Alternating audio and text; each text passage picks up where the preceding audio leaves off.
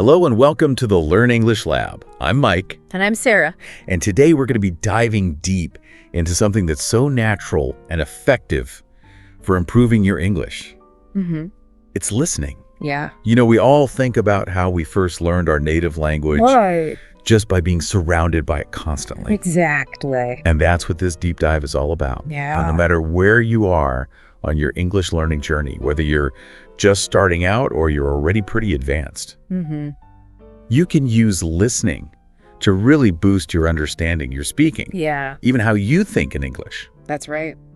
And we'll be exploring why it's so powerful and, more importantly, how to make it work for you with some really practical tips and insights that you can start using right away. It's incredible when you stop and think about it. Before we ever even saw a written word, Right. you know, before we tried to write anything, we were already just soaking up all these sounds of language. Yeah. That's really the foundation, isn't it? It's like the bedrock of language learning. Yeah. And, you know, when you really listen closely, you're not just hearing words in isolation. Right. You're picking up on that natural flow. Yeah.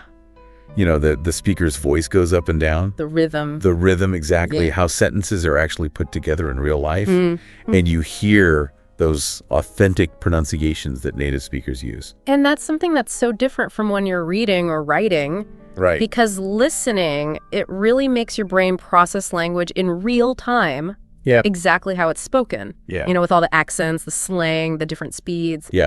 It's like you said, it forces you to adapt Exactly. to how people actually speak. So what are some of the main benefits that we see when people actively use listening to learn? Okay. Well, we've got a few we want to talk about. Let's start with pronunciation. Okay, so what's fascinating about pronunciation is that listening has a direct impact on how clearly you speak. When you listen to native speakers regularly, you start to hear those subtle differences between sounds, how we pronounce our consonants, clearly how our vowels change. Right. And so you're training your ears to pick up on those differences, and then eventually your mouth just starts to follow along. It's like your mouth and tongue are learning from your ears. Exactly. Yeah, and then there's building vocabulary. Right. It seems like when you hear new words within a context, it helps you remember them better. Absolutely. Yeah. When you encounter new words while you're listening to a conversation or a story, Right. your brain's kind of trying to put the pieces together, right? Yeah. To figure out what everything means. Yeah. And so this creates stronger connections in your brain. It links the new vocabulary to things you already know. Right. And even to emotions. So it's not just rote memorization. Exactly. It's so much more effective than just trying to memorize a list of words. Yeah, it's about making those connections. Yeah. And then, of course, we've got comprehension. I would imagine that all this listening really does wonders for just understanding English in general. Yeah, definitely. Even if you don't catch every single word. Right. Regularly listening helps you to grasp the overall meaning. Okay. Like the main points of what's being said. Yeah. And you start to notice all these little cues, like how the conversation is moving forward. Yeah. And then you get better at figuring out the meaning of words you don't know. Just from the context. Yeah, precisely. And then finally, something that I think a lot of people struggle with. Okay. Confidence. Yes. Feeling more comfortable actually speaking. Yeah. Do you think listening can help with that? 100%. When you're more familiar with the sounds of English, it really takes away that nervousness and hesitation that many learners feel when they need to speak. That makes sense. The more you understand, the more comfortable and confident you'll be. It's like a positive feedback loop. Exactly. Understanding leads to confidence, which leads to more practice. So listening is clearly fundamental, but it's not just about passively putting on some English audio and hoping for the best. No, you can't just sit back and expect it to happen magically. What kind of approach do we need? Well, we need to set ourselves up for success by having the right mindset. Okay, let's talk about that. Learning through listening requires patience. Yeah. And a positive attitude. It's completely normal, especially when you're starting out, not to understand everything. It's so easy to get discouraged, though. Oh, absolutely. When you feel like you're missing so much. I know. So how can we shift our mindset?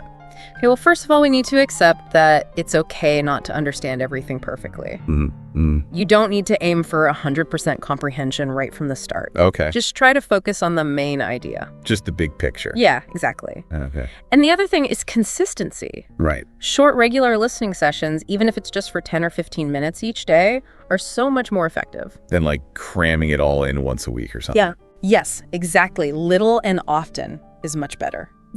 Like watering a plant. Exactly. A little water every day keeps it healthy. And the final mindset shift you talked about was cultivating curiosity. Yes, think of it as an adventure for your ears. I love that. Every new sound, every new phrase you come across is a clue that helps you unlock a deeper understanding of English. So we're not just learning, we're exploring. Exactly. Now, once you've got that positive mindset, Yeah. we've got to choose what we're going to listen to. Yeah. So it's not just about picking anything randomly, is it? No, it's not. You want to choose materials that are appropriate for your level. Okay. So something that's challenging but not too overwhelming. Right, so it keeps you engaged, Exactly. but you're still learning new things. So let's break it down by level. Like- What about someone who's just starting out, a true beginner? Right. For beginners, you want to focus on content that is spoken slowly and clearly with simple vocabulary and grammar. There are some great podcasts out there designed for this level. Like what? Like the Daily Easy English Expression podcast or 6-Minute English by the BBC. Okay, I've heard of that one. They use really basic vocabulary. Yeah. And the narration is really clear. Easy to follow. Now, what about music? Can music be helpful? Yes, definitely, especially nursery rhymes. Oh, okay. Like Twinkle, Twinkle, Little Star. Right. They have very basic words and a lot of repetition. Yeah. Which is really good for memorization. Right. You could also try listening to some slower pop songs, Like, Yesterday by the Beatles. okay. That way you can pick out simple words and phrases in a musical context. Yeah, and what about audiobooks? Audiobooks are great too, especially children's stories, Okay. like The Very Hungry Caterpillar. I love that book. Yeah, it's a classic. Yeah. It uses lots of repetition and simple sentences. Right, so it's easy to follow along. Exactly. So for beginners, it's all about clear, simple language. Yes. Now, what about intermediate learners? For intermediate learners, you can move on to more natural-sounding speech, Okay. which might include some more complex vocabulary and grammar. Right. TV shows are good for this, especially sitcoms. Okay. Any examples come to mind? Shows like Friends or The Office, Okay. they use everyday language, Yeah. and the humor often helps you understand the context. And those shows are really popular. They are. Yeah. So a lot of people will be familiar with them. Exactly. How about podcasts? There are some great podcasts for intermediate learners, too. Like? The English We Speak from the BBC, which focuses on idioms and expressions. Those are always tricky. They are, but this podcast explains them really well. Okay, that's helpful. You could also try Luke's English podcast, which is a really fun and informative podcast on a variety of topics. And in terms of movies? Animated films can be good for this level. Okay, any in particular? Like Finding Nemo. Yeah. The dialogue's usually pretty clear, Right. and the stories are engaging. And then we move on to our advanced learners. Yes, for advanced learners, the goal is to challenge yourself Right. with unscripted or fast-paced speech like Right. you would encounter in real life. So you could try listening to news broadcasts, reputable sources like CNN, BBC, or NPR. Okay. You'll be exposed to more formal English and current events. That's a great way to keep up with what's happening in the world. It is, and to improve your listening skills at the same time. Now, interviews can also be really beneficial for advanced learners. Absolutely, Yeah. because they feature natural and varied speech patterns. I'm thinking of podcasts like The Joe Rogan Experience or Oprah's Super Soul Conversations. Those are very popular. They are, Yeah. and they cover a wide range of topics. And for movies. You could try dramas like The King's Speech, Okay. which uses more nuanced language and complex sentence structures. Interesting. Or even fast-paced comedies like Deadpool, Right. which are full of slang and idioms. Yeah, that'll really test your listening skills. Exactly. Now, you mentioned subtitles earlier. Right. How can learners strategically use subtitles to their advantage? Okay, so especially when you're starting out, Mm-hmm. it can be really helpful to watch or listen to something with English subtitles. Okay. That way you can connect the sounds you're hearing with the written words. Right. It helps you visualize it. Yes, exactly. Okay. But the goal is to gradually reduce your reliance on subtitles. Right. So you're not always dependent on them. Exactly. It's like training wheels on a bike.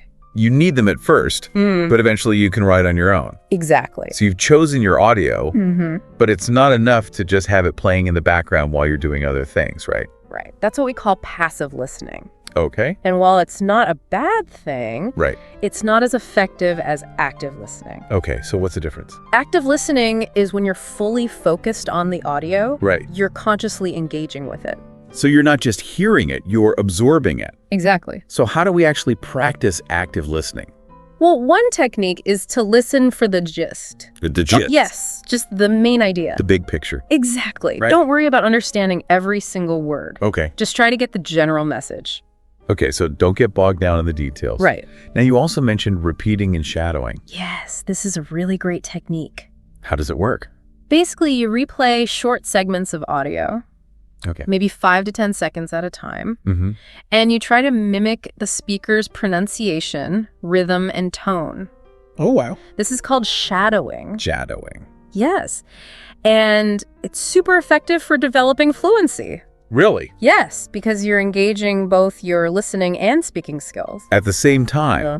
So you're not just hearing the sounds, you're actually producing them. Exactly. And then there's taking notes. Yes. You always emphasize the importance of that. I do, because it's a crucial part of active listening. So what kind of notes should we be taking?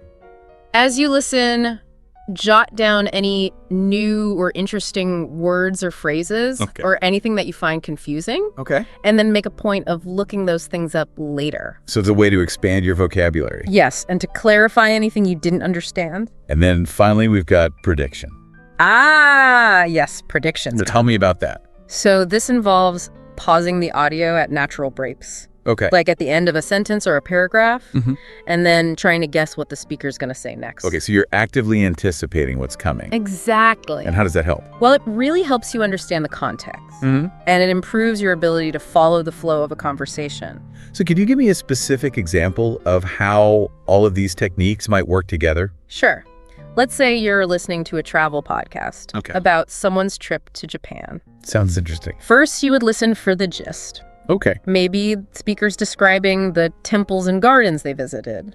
Then you might replay a sentence like, "The cherry blossoms in Kyoto were absolutely breathtaking," and practice shadowing it. Okay, so you're really paying attention to how those words are pronounced. Exactly. Yeah. And if the word breathtaking was new to you, you would write it down. To look up later. Yes. And finally, when the speaker pauses after describing a particular garden, you might try to predict what they're going to talk about next. Okay, so maybe another garden or a specific detail about the first one. Exactly. That's a really clear example. Good. I'm glad. And it really highlights how active listening is so much more than just passively hearing sounds. Now let's talk about the power of repetition. Okay. So why is it so beneficial to listen to the same content multiple times? Because repetition helps to solidify your understanding. Okay. And the more you hear something, the more your brain can process it. Right. You start to recognize patterns, Yeah. and you really absorb the vocabulary and grammar. And you even suggested a structured approach to repetition. I did. So walk me through it. On day 1, you listen to a short audio clip, Okay. maybe 5 minutes long, Mm-hmm. without any subtitles. Yeah. Just try to get a general understanding of the topic. Okay. Then on day 2, you listen again, Okay. but this time with English subtitles, Mm-hmm. and you can pause as needed to understand any new words or phrases. Okay, so you're starting to connect those sounds with the written form. Exactly. On day 3, you listen again without subtitles, Okay. and you practice shadowing the speaker, Mhm. sentence by sentence. Okay. And finally, on day 4, you listen one last time, Okay. again without subtitles. Right. And you'll be amazed by how much more you understand. That's a really clear system. Good. And you even gave us a specific example using a TED Talk. I did Brené Brown's The Power of Vulnerability. Oh, yeah, I've seen that one. It's really good. It is. Yeah. And it's about 20 minutes long. Mm-hmm. So you could break it down into smaller sections Okay. and focus on one section each day. For 4 days. Exactly. And by the end of the week, you'll probably notice a big improvement in your ability to understand her accent. Right, and how quickly she speaks. Exactly. How she uses the language. Mm-hmm. Now, of course, English isn't just one thing. No, it's not. It's spoken in so many different ways around the world. Exactly. So you talked about the importance of diversifying your listening sources. Yes. Why is that so important? Because if you only ever listen to one type of English, Okay. you might struggle to understand other accents. Or different speaking styles. Exactly. So how can we get more exposure to these different varieties of English?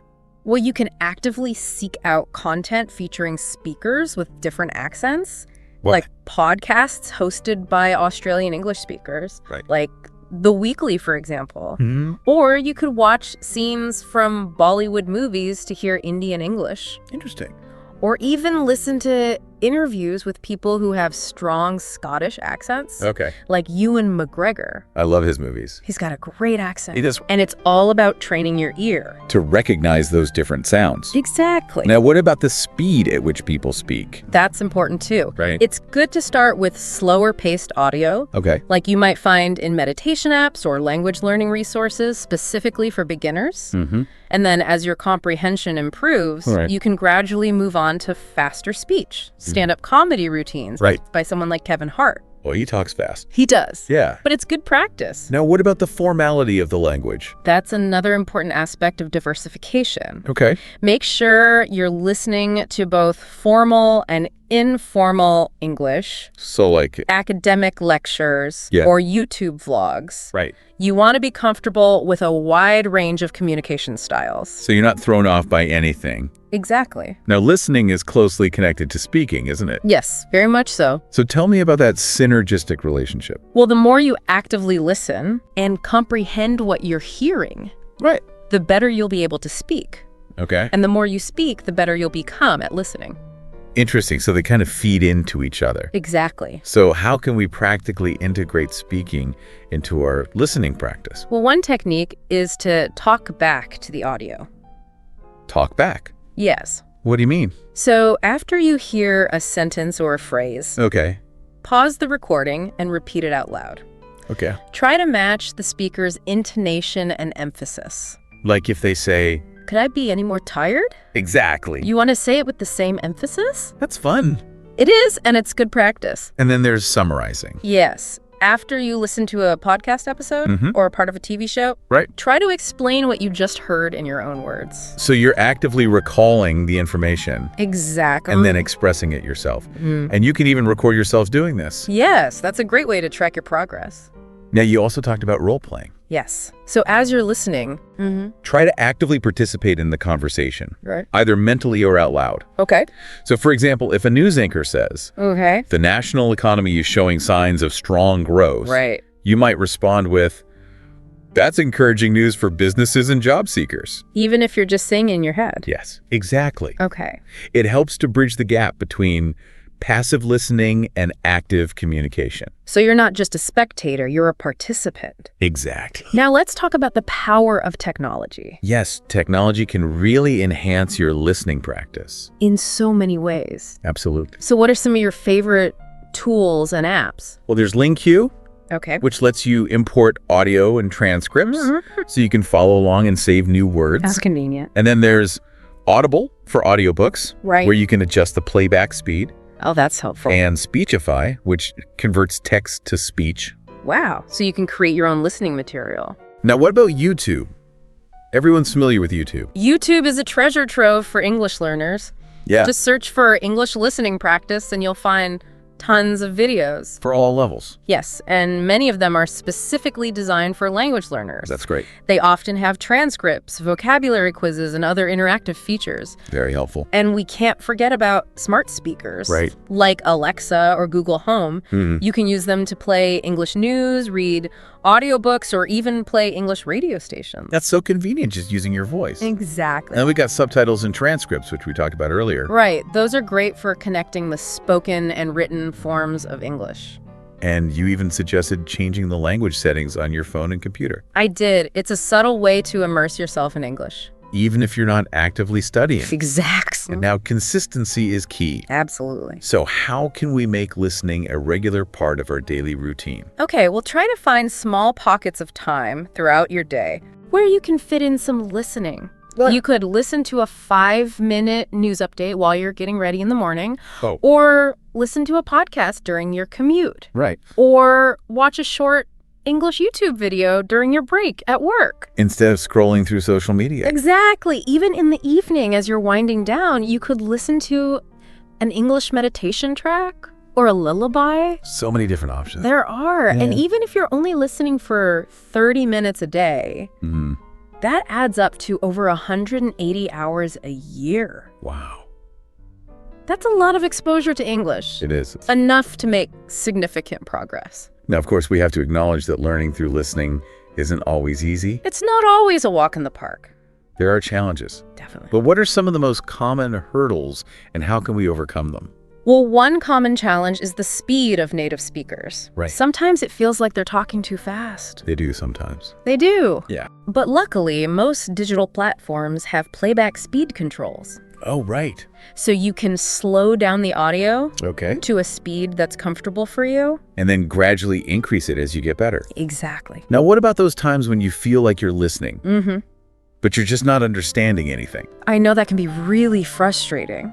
It is. But if that happens, it's okay to take a step back Okay. and start with shorter and simpler content, like Wait. basic weather reports or simple descriptions. Okay. Build your confidence gradually. And then you can move on to more challenging things. Exactly. Now, sometimes, even when you can understand most of the words, you might still find yourself getting bored. I understand. It happens. It does. Yeah. But the best way to combat boredom is to choose content that you're genuinely interested in. That makes sense. If you're passionate about something, Mm-hmm. you'll be more engaged and you'll learn more effectively. So if you love cooking, Right. find English language cooking shows. Exactly. Or if you're into gaming, find English language gaming channels. And what about accents? Accents can definitely be a challenge. Yeah, they throw me off sometimes. If you're struggling with a particular accent, it can be helpful to focus on understanding one primary accent first, Right. like American English or British English. Right. And then once you've mastered that, Yeah. you can start exploring other accents. That's a good strategy. And remember, the key is to keep practicing. Persistence. Yes, every challenge you overcome brings you one step closer to fluency. That's encouraging to hear. Good. Now, as we're making progress with our listening, how can we actually track our improvement? Well, one way is to do a self-assessment every month or so. Try listening to something that you found difficult before. Okay. You'll probably be surprised by how much easier it is now. So you can see how far you've come. Exactly. And it's important to celebrate those milestones. Absolutely. Like what? Well, did you manage to watch an entire movie without subtitles? Okay. Or follow a podcast without getting lost? Right. Those are all achievements worth celebrating. It's about recognizing those little victories. Yes. And then we can also get feedback from others, right? Definitely. Yep. Talk to native English speakers or English teachers. Get their perspective on your listening skills. And even those small moments, like understanding a joke in English Yes. or recognizing an idiom, Those are all signs of progress. that you're on the right track. Exactly. Now, for our advanced learners out there who are already feeling pretty confident with their listening, Right. what are some bonus tips for taking it to the next level? Well, one technique is to listen without any context. What do you mean?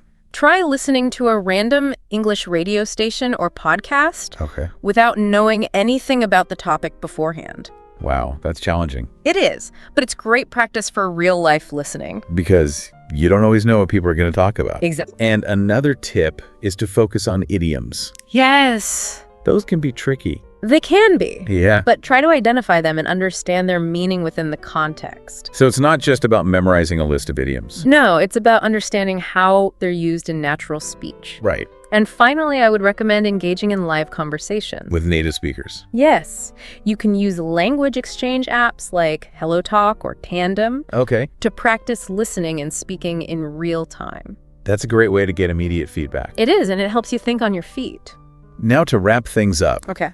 can you recommend some specific resources Yes, of course. for our listeners? For beginners, I would recommend ESL Pod, Okay. episodes of Peppa Pig, Oh, that's a good one. and the Learn English with Emma YouTube channel, Great for intermediate learners. How I Met Your Mother, Classic. the Better at English podcast, and the English Addict with Mr. Steve's YouTube channel, Okay, and for advanced learners. This American Life podcast, The Crown on Netflix, and TED Talks. Fantastic recommendations. Learning English through listening is an adventure for your ears. I love that phrase. It's a gradual process, but it's so rewarding. It is. Start small, be consistent, and enjoy the journey. Embrace the variety of English. Exactly. Yeah, have fun. Put on your headphones and press play. And if you enjoyed this deep dive and found these tips helpful, be sure to like this video. Yes. Share it with anyone who might also benefit. Please do. And subscribe to this YouTube channel for more English learning resources. We'll see you next time. Bye for now. Bye. Happy listening, everyone. All right. Hey, everyone. Welcome back to the deep dive. Yeah. You know, you're here because you are serious about mastering English listening.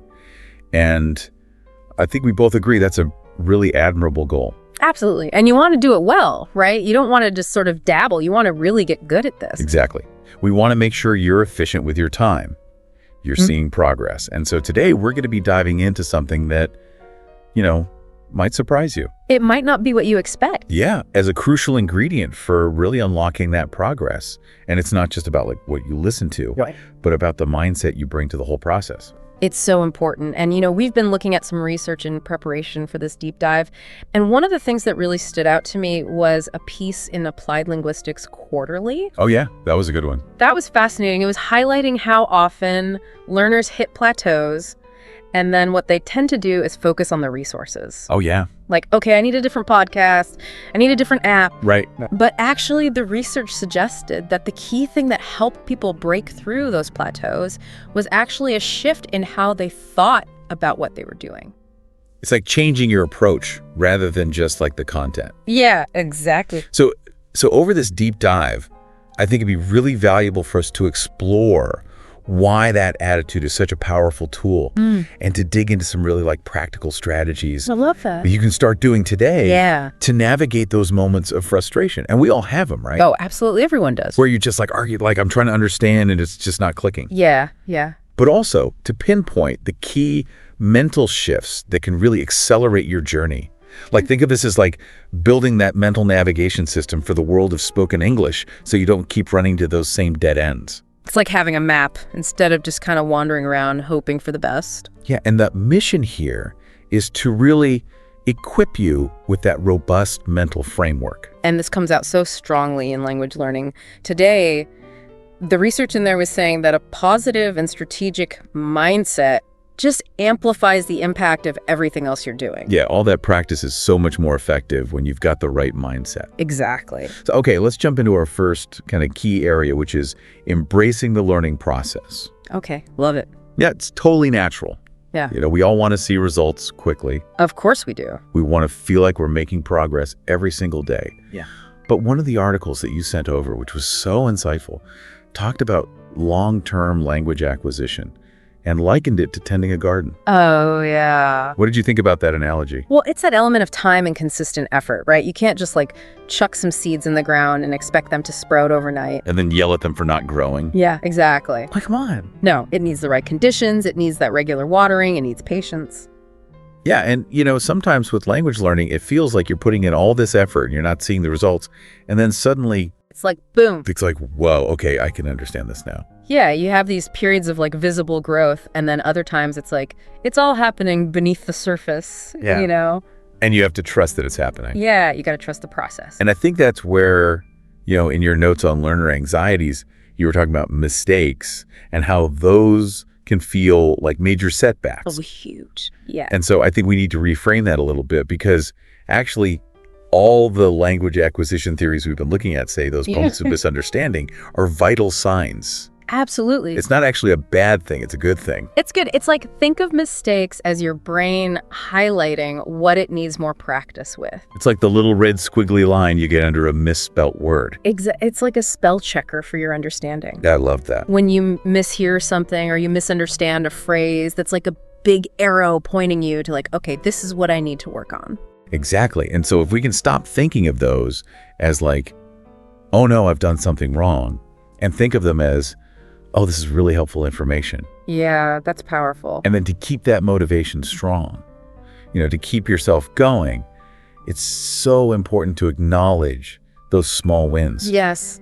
Maybe you finally understood a phrase you've heard a million times before, or you picked up a new word just from the context and you didn't even have to look it up. Yeah, those little victories, those are so important. Give yourself credit for those moments. And you know what? The research on learning psychology shows that those small victories, they release dopamine in the brain, which reinforces those positive learning behaviors. So it actually, it's good for your brain. It's good for your brain. To give yourself credit. To celebrate those wins. Exactly. It's hey, I'm doing this. It also provides evidence that you are moving forward, even if it doesn't feel like it all the time. Yeah, it can feel really incremental, can't it? Yeah, it can feel very slow sometimes. But you're getting there. Yeah. So to help with that, we've got a really practical tip for you. Okay. And this was inspired by a blog that you sent me of a really successful language learner. Oh, yeah, that was really interesting. And it was all about keeping a listening journal. That's so simple, but so effective. And they were saying how reviewing that journal can really shift your perspective. I think a lot of people, when they think about keeping a journal, they think, oh, it's just going to be lists of vocabulary, but it's so much more than that. Yeah, it's more about like how you felt when you were listening, what you understood, what you didn't understand. It's the whole experience. Exactly. And then when you go back and look at it, like imagine looking back at entries from like 6 months ago. Oh, yeah. You'll probably be so surprised by how far you've come. It really shows you how much you've absorbed without even realizing it sometimes. And it's visual, right? So you're actually seeing it black and white. And that visual confirmation can be so motivating, especially when you're in those phases where you feel like you've plateaued or you're not making progress. Exactly, because sometimes you need that reminder. You need to see it. Yeah, so keep a listening journal. All right, let's move on to our next concept, which I think came up in several of the articles you shared, which is developing a growth mindset. Okay. Now, you might have heard this term before. Yeah. It's a bit of a buzzword, isn't it? It is a bit of a buzzword, but it has really powerful implications when you're learning a language. Absolutely. So can you just give us a really quick definition? Sure. So basically, a growth mindset is the belief that your abilities and intelligence aren't fixed. Like you're not just born with a certain amount of intelligence and that's it. You actually grow it.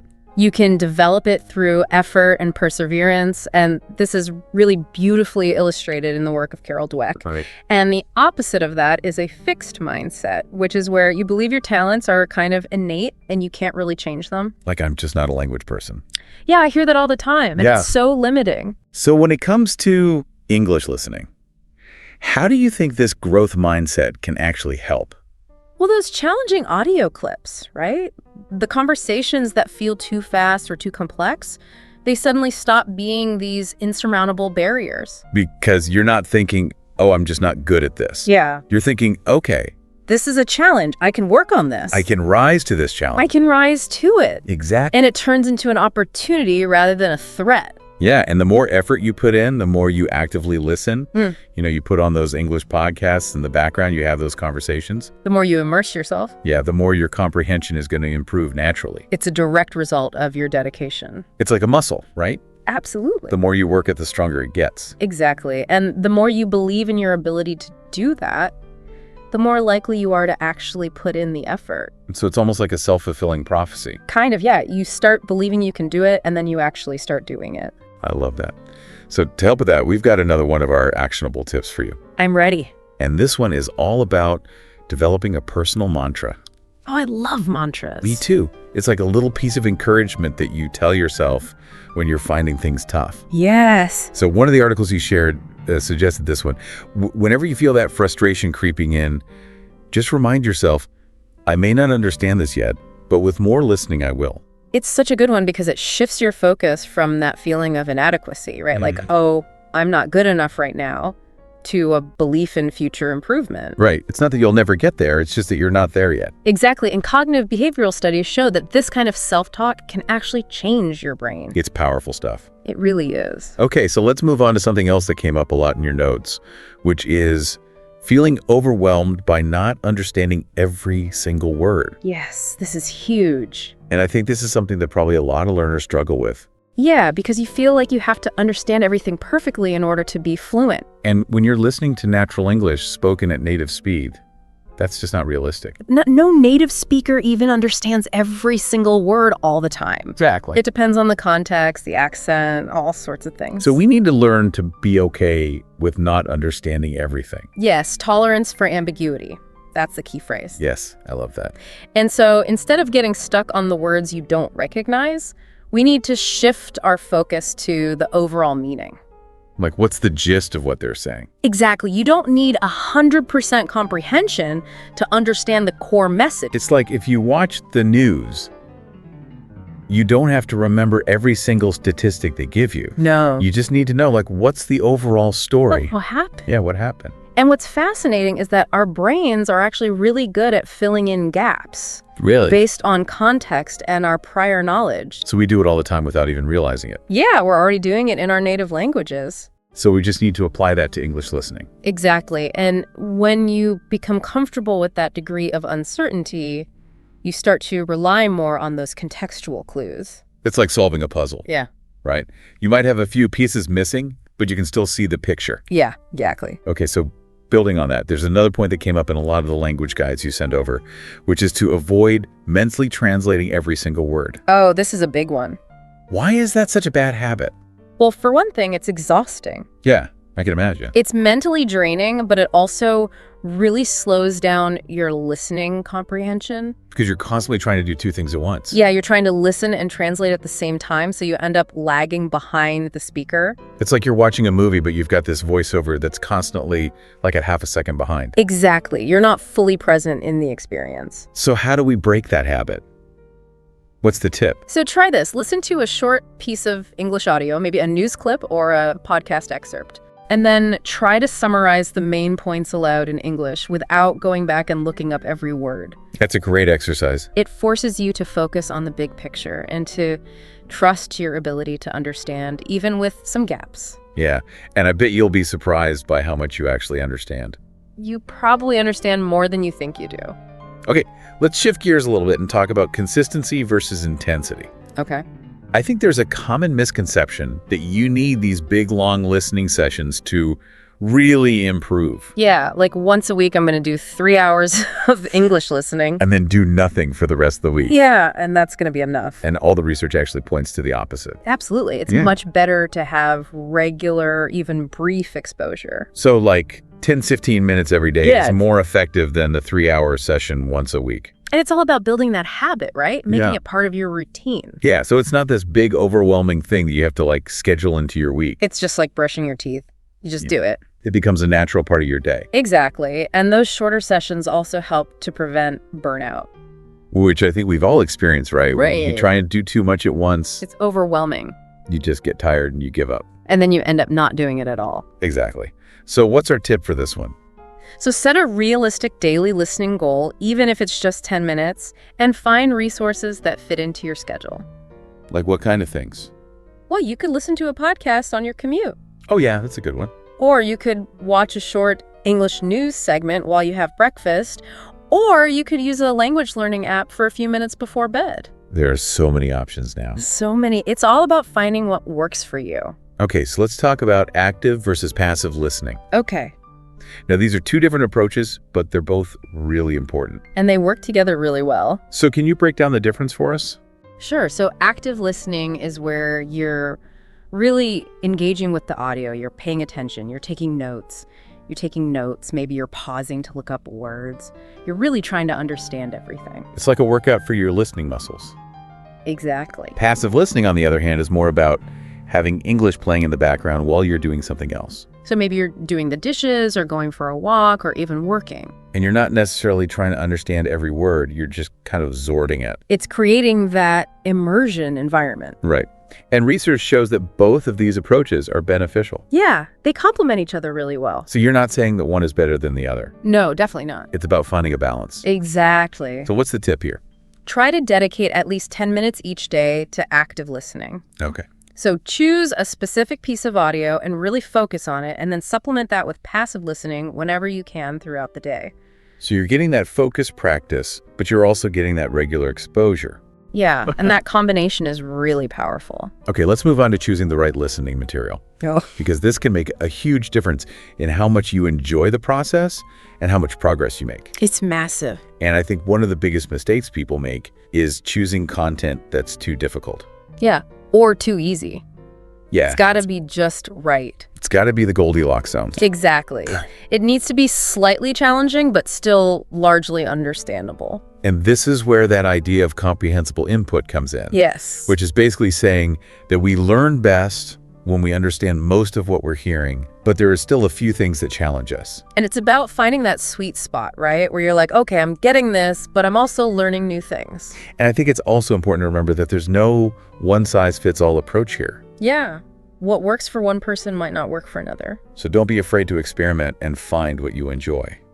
Absolutely. And there's so many options out there now, right? Like you've got podcasts, you've got audiobooks, you've got interviews, you've got movies, you've got TV shows. But don't forget about music. Oh yeah, music is a great one. It's so good for learning rhythm and intonation. And it's fun. And it's enjoyable, exactly. So what's our actionable tip for this one? Okay, so find an English language podcast that you're genuinely interested in. Okay. Start with episodes that offer transcripts. So you can follow along. Yeah, and then as you get more confident, you can start listening without the transcripts. So it's about gradually increasing the challenge. Yeah, and the most important thing is to find something that you actually enjoy listening to. Because if you don't enjoy it, you're not going to stick with it. Exactly. Motivation is everything. Okay, let's move on to some more active techniques that you can use to improve your listening. And this is where imitation and shadowing come in. Okay. Now, these are two techniques that have been shown to be really effective in improving both your listening and your speaking skills. Yeah, they're amazing.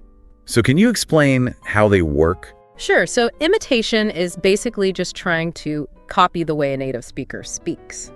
So like their pronunciation, their intonation, their rhythm. Everything. And shadowing is taking that one step further. Yeah. So with shadowing, you're listening to a piece of audio and you're trying to repeat what the speaker is saying almost simultaneously. Like your voice is shadowing theirs. Exactly. And what's so great about these techniques is that they really make you pay attention to your details. Yeah, you start to notice things that you wouldn't normally notice. Like how words are stressed. The intonation, the rhythm. All the things that native speakers do naturally, but that we often don't even think about.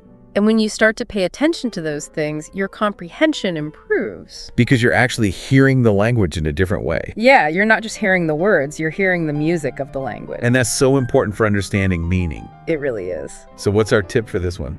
Choose a short video or audio clip of a native speaker. Okay. Ideally one where you can see their mouth movements. So you can see how they're forming the sounds. Exactly. And then try to imitate their pronunciation and rhythm as closely as you can. And if you want to try shadowing, just repeat what they're saying a split second after they say it. It can feel a bit strange at first, but it's really effective. Okay, so let's talk about something that I think is really important for all English learners, which is staying motivated and enjoying the process. Yes, this is crucial. Because if you're not enjoying it, you're not going to stick with it. Exactly. So what are your tips for making sure that English listening doesn't feel like a chore? Well, first of all, choose content that you're genuinely interested in. Right, don't feel like you have to listen to boring stuff just because you think it's good for you.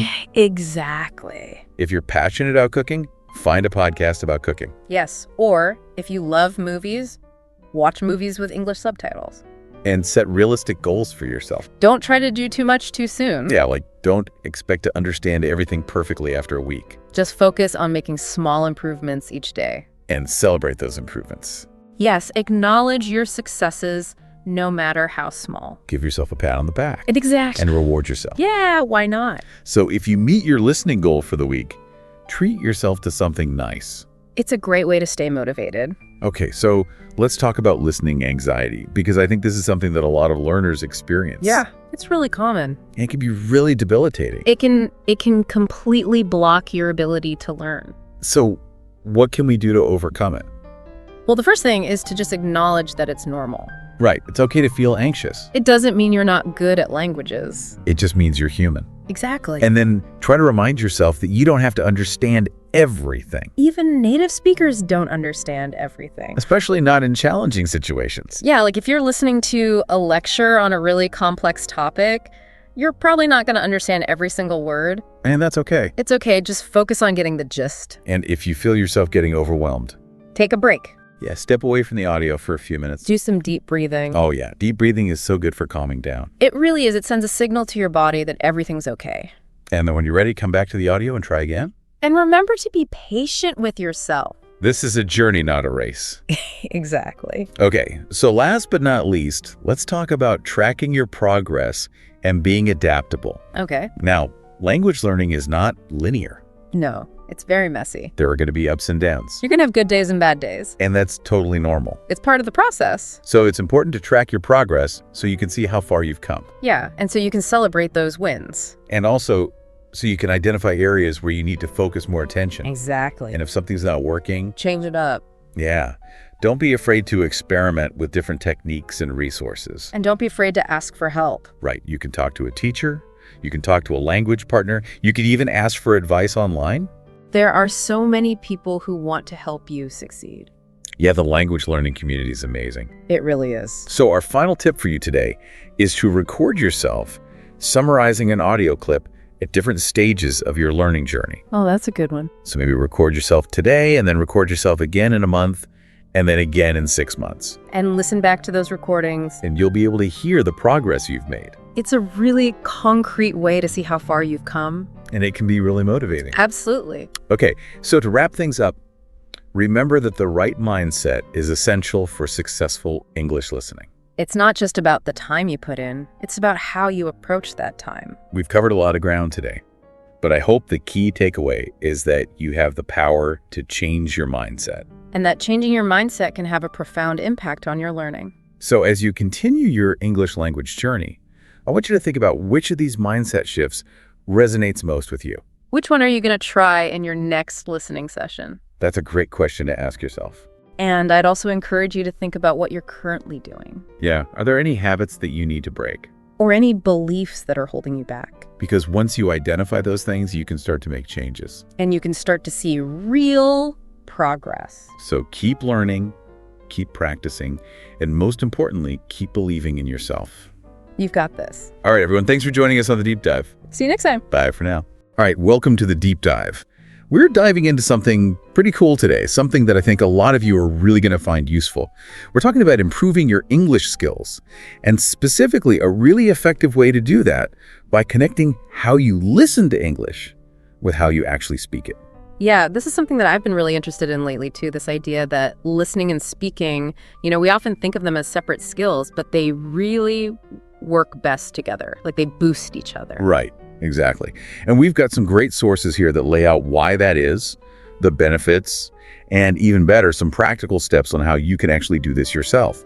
So in this deep dive, let's try to break down how combining listening and speaking can really accelerate your progress towards, really confident natural English. It's fascinating how much more effective language learning becomes when we approach it this way, as a kind of integrated process, rather than trying to isolate these skills.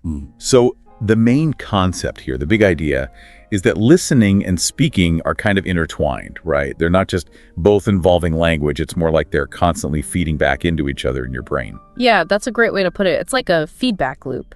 If you think about it, just passively listening to English, you're exposed to the sounds, but you're not actually engaging your own ability to produce those sounds. And then on the other hand, if you try to speak without a good foundation in listening, you might struggle with pronunciation or have a limited vocabulary. Right, exactly. It's like each skill supports the other. Yeah. And when you combine them, you get this kind of synergistic effect, right? Absolutely. The sources we've looked at highlight some really compelling advantages to this approach, and they really resonate with what we know about how the brain learns. Okay, so let's dig into those benefits. One that really jumps out is better pronunciation and accent. I mean, this one kind of makes intuitive sense, right? If you hear how native speakers are saying something and you actively try to imitate that, over time, it's got to help you refine your own pronunciation. Yeah, it's more than just hearing it passively. It's the active effort to replicate those sounds that's key. By engaging the muscles you use for speech, you're fine-tuning your ability to perceive and produce those sounds accurately. And then there's vocabulary retention. This one really hit home for me. The idea is that, you hear a new word used naturally in a conversation or something you're listening to, and then you try to use it yourself right away. It's like you're immediately putting that word to work, which helps it stick in your memory much better than just passively hearing it. Yeah, that's right. Memory research really backs this up. Active recall, like when you use a word you've just learned, strengthens the memory trace for that word much more than passive recognition. So by speaking what you hear, you're not just practicing pronunciation, you're also actively consolidating those new words in your long-term memory. And it's not just about vocabulary, right? It seems like listening comprehension itself gets a boost from actively speaking. It's like by making those English sounds yourself, your brain becomes more attuned to recognizing them when you hear them. Yeah, there's this fascinating connection between our articulatory system, the muscles we use to speak, and our auditory system, which processes sound. By engaging the muscles involved in producing those English sounds, you're essentially priming your brain to recognize those same sounds more efficiently when you hear them. It's almost like your mouth is teaching your ears how to listen better, which is pretty cool. And of course, there's the confidence factor. So many people struggle with that fear of making mistakes when they're speaking a new language, and it can be really paralyzing. But it seems like by practicing speaking right after you've listened to something, you're kind of easing yourself into it, getting more comfortable with those sounds before you have to use them in a high-pressure situation. Exactly. It's like creating a safe space for practice where you can experiment and make mistakes without the fear of judgment. This gradual process of becoming more comfortable with the sounds of English can make those real-life conversations feel a lot less intimidating. And ultimately, all of these benefits kind of point towards being more prepared for real-life English, right? Yeah. Because let's face it, most of the time, it's not just pure listening or pure speaking. It's this dynamic back and forth. Yeah, it's this constant interplay between listening and speaking. So a method that actively trains you for that kind of interaction, it just makes sense. It aligns with how we actually use language in the real world. All right, so now I'm sure you're thinking, okay, this all sounds great, but how do I actually start doing this? Luckily, the sources we've been looking at provide a really clear 5-step guide. And the best part is, it's very accessible. You don't need any fancy equipment or software. That's one of the things I really appreciate about this approach. It puts the power of language learning back in your hands, using resources that most people already have access to. Okay, so step 1 is all about choosing the right listening material. And this is important, right? Because what's appropriate for a beginner is going to be very different from what's challenging and engaging for someone who's more advanced. The key is to match the audio to your level. So for beginners, this could be things like children's shows or cartoons. They use simpler language and they speak slower. Or you could look for podcasts that are specifically designed for English learners. There are tons of those out there. And I think it's important to emphasize here that you don't have to force yourself to listen to things that bore you to death, right? You can find content that's actually interesting to you. Right, absolutely. The more you enjoy the material, the more you're going to stick with it. So if you're into, I don't know, history, find a podcast about history. If you're into cooking, find a cooking show. And then as you progress, you can move on to more challenging stuff like TV series, maybe start with subtitles in English if you need them, documentaries, TED Talks. There are so many options out there. And if you're at a more advanced level, maybe you try listening to audiobooks or even unscripted interviews where the language is more natural and spontaneous. Okay, so you've got your listening material. Step 2 is where we introduce this technique called shadowing. Have you ever tried shadowing before? Oh yeah, shadowing is fantastic. It's a really powerful way to train both your ear and your pronunciation at the same time. So how do you actually do it? Basically, you listen to a short segment of audio, maybe just a sentence or two, and then you immediately try to repeat it exactly as you heard it, copying the speaker's pronunciation, their intonation, even their rhythm. It's like you're trying to become their vocal shadow. And what's great about shadowing is that it forces you to pay attention to the nuances of spoken English, the way native speakers stress certain syllables, the way their voice rises and falls. Those are the things that really make your English sound more natural. Okay, so step 3 is where you take it a little bit further. Now you're going to try to speak what you hear, but without the script. So you listen to a short segment, maybe 10 or 20 seconds, do some shadowing to get it in your ear, and then you try to repeat it from memory. And the key here is not to worry too much about being perfect. It's more about getting your mouth moving, getting comfortable with producing those sounds. Right. This is where you start to transition from just passively hearing the language to actively producing it yourself. And it's okay if you make mistakes, just rewind and try again. It's all part of the process. And as you get more comfortable, you can gradually increase the length of the segments you're repeating. All right, step 4 involves a tool that you probably already have in your pocket, your phone. This is where you start recording yourself speaking English. It can feel a little weird at first, but it's so helpful for self-assessment. So record yourself repeating a segment you've been working on, and then listen back to it. Compare your pronunciation to the original audio. How's your pace? Are you stressing the right words? It's like holding up a mirror to your spoken English. That self-assessment piece is so important because we don't always hear ourselves accurately when we're speaking. By recording yourself, you can listen more objectively and identify areas where you can improve. And then the final step, step 5, is all about building up to actual conversations. So once you've gotten some good practice with shadowing and repeating, the goal is to start using what you've learned in more interactive situations. Now, this doesn't have to mean jumping into a conversation with a native speaker right away. You can start by talking to yourself in English. Just narrate your day, describe what you're doing, have imaginary conversations in your head. It might sound silly, but it really helps. And as you get more comfortable, you can start looking for opportunities to practice with others. There are lots of language exchange apps out there, like Tandem or HelloTalk, where you can connect with people who are learning English and want to practice. Right, and even just chatting with an AI chatbot in English can be good practice. The key is to start using the language in a more spontaneous way, to move beyond just rote repetition. Exactly. It's about taking those skills you've been honing and applying them in a more dynamic and interactive setting. That's how you really start to internalize the language and make it your own. Okay, so those are the 5 steps.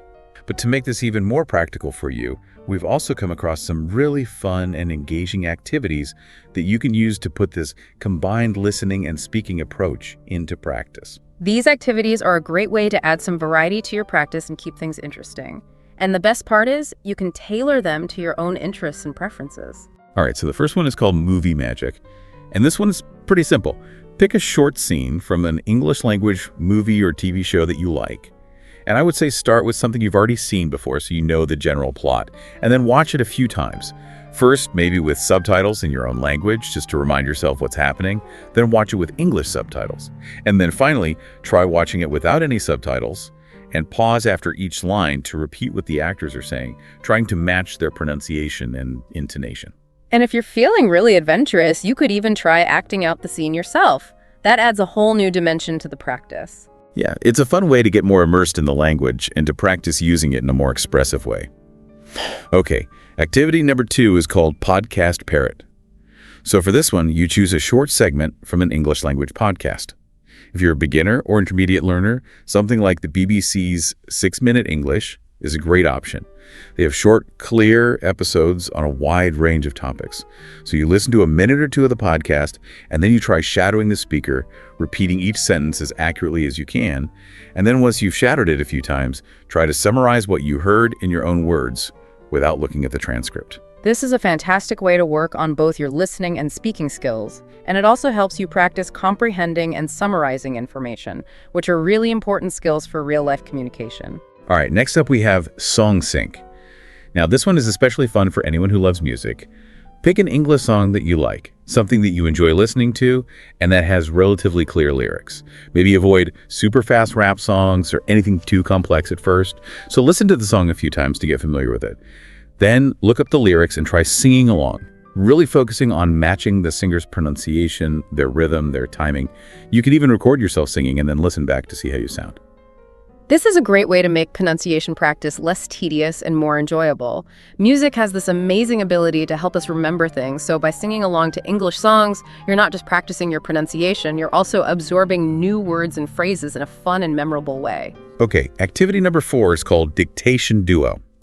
Now this one's a little more challenging, but it's really effective for fine-tuning your listening skills. So find a short audio clip in English, maybe a news report or a clip from a podcast, something that's a couple of minutes long, and then listen to it carefully and try to write down everything you hear, word for word. And then once you've written it all down, read what you wrote aloud and compare it to the original transcript. See if you made any mistakes. And then read the corrected version out loud a few times to really reinforce those words and phrases. This activity is great for improving your ability to distinguish individual sounds and words in English, and the act of writing helps to solidify those words and phrases in your memory. All right, and for those of you who enjoy a bit of role-playing, we have Role-Play Replay. So for this one, you need a video with a dialogue between 2 or more people. This could be a scene from a movie, a TV show, or even a YouTube video. Choose one of the characters and try to repeat their lines exactly as they say them. Match their intonation, their rhythm, everything. And then, once you've practiced their lines, try to imagine how the other character would respond and improvise your own lines. This is a really fun way to get more comfortable with using English in a conversational setting. And by improvising, you're challenging yourself to think creatively in English and to come up with your own responses on the spot. And then finally, we have a super simple activity that you can do anywhere, anytime. It's called Talk to Yourself. And basically all you do is, after you've listened to any English audio, just take a few minutes to talk to yourself out loud about what you heard. Summarize it, explain it, give your opinion on it, anything goes. This might seem a little strange at first, but it's incredibly effective for developing fluency. By talking to yourself in English, you're getting comfortable with forming sentences spontaneously without the pressure of having to speak to someone else. Right, and you can do this literally anywhere, in the shower, while you're cooking dinner, on your commute to work. Just find little pockets of time to practice speaking out loud. So we've covered a lot of ground here, and I think it's important to acknowledge that learning a new language is not always easy. There are going to be challenges along the way. Right, and it's normal to feel discouraged sometimes. Yeah. But the good news is that most of the challenges that English learners face are totally surmountable. And we've looked at some of the most common ones and some strategies for overcoming them. So one very common challenge, especially for beginners, is that feeling of, I can't understand everything I hear. And you know what? That's okay. Nobody understands every single word all the time, even native speakers. Right, and especially if you're listening to more advanced material, it's natural to feel a little lost sometimes. The key is to not get discouraged and to focus on gradual improvement. So start with materials that are at your level. Don't be afraid to use subtitles at first, and focus on understanding the main ideas and the key words rather than getting hung up on every little detail. And remember, the more you listen, the better you'll get at understanding. It's like a muscle that gets stronger with exercise. And another common challenge is pronunciation. A lot of learners feel like, my pronunciation feels off. And again, this is totally normal. It takes time and practice to train your mouth to make those English sounds correctly. Right, and the key here is to be patient with yourself and to keep practicing. Break down words into syllables. Use online pronunciation dictionaries to hear how native speakers pronounce those words. And keep shadowing. That will make a big difference over time. Now, another big hurdle for a lot of people is shyness or fear of speaking. I'm too shy to speak. That's a common feeling. But the advice here is to start small and gradually build up your confidence. Exactly. Start by talking to yourself in English. Maybe try narrating your day or describing things around you. And as you get more comfortable with that, you can start looking for opportunities to practice with others. And there are lots of great online resources for finding language exchange partners. Apps like Tandem or HelloTalk connect you with people from all over the world who are learning English and want to practice. And there are also online communities and forums where you can find people to chat with. And if you're not quite ready for that, remember, even just practicing with an AI chatbot can be helpful. It's all about getting those reps in, getting more comfortable with speaking English out loud. Okay, another common challenge is forgetting things you've learned. I forget what I learned. That's so frustrating, right?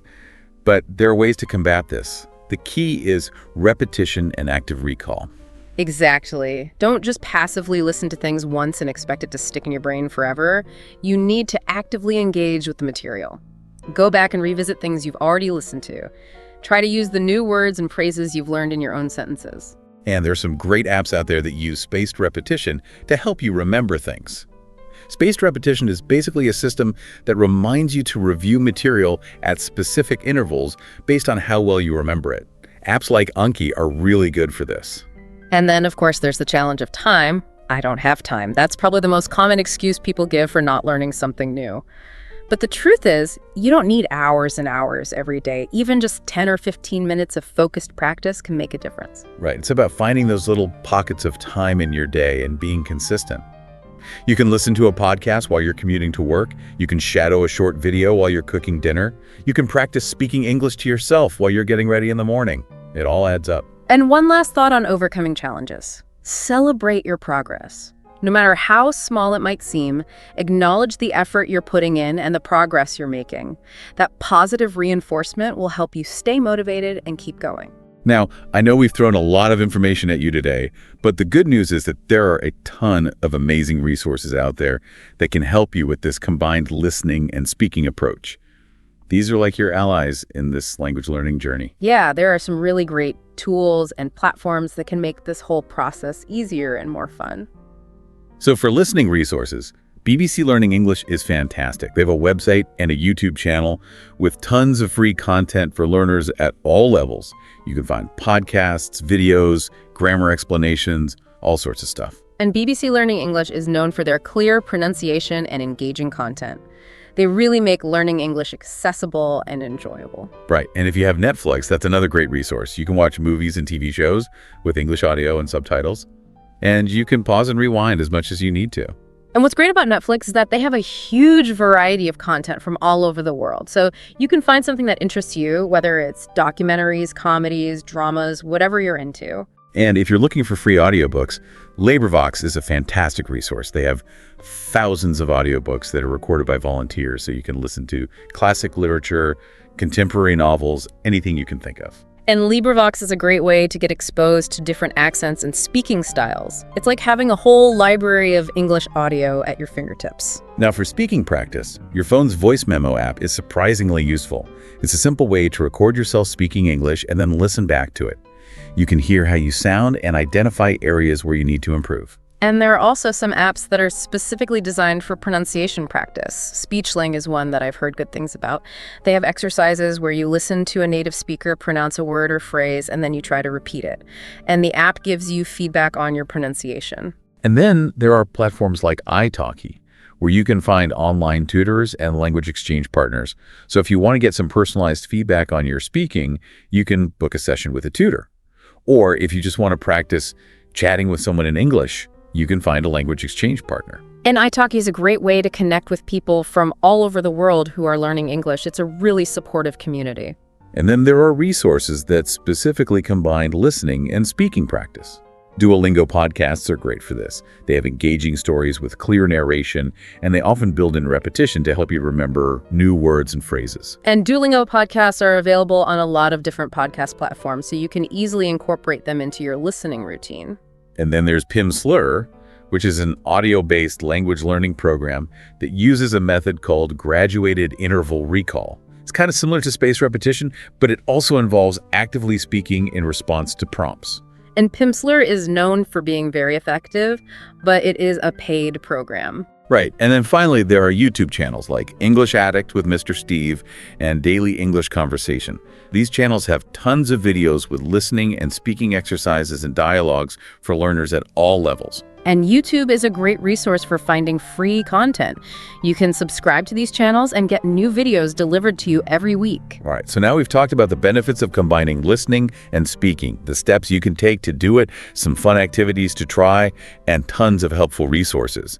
But I think it's important to talk about motivation as well, because staying motivated is key to achieving any long-term goal.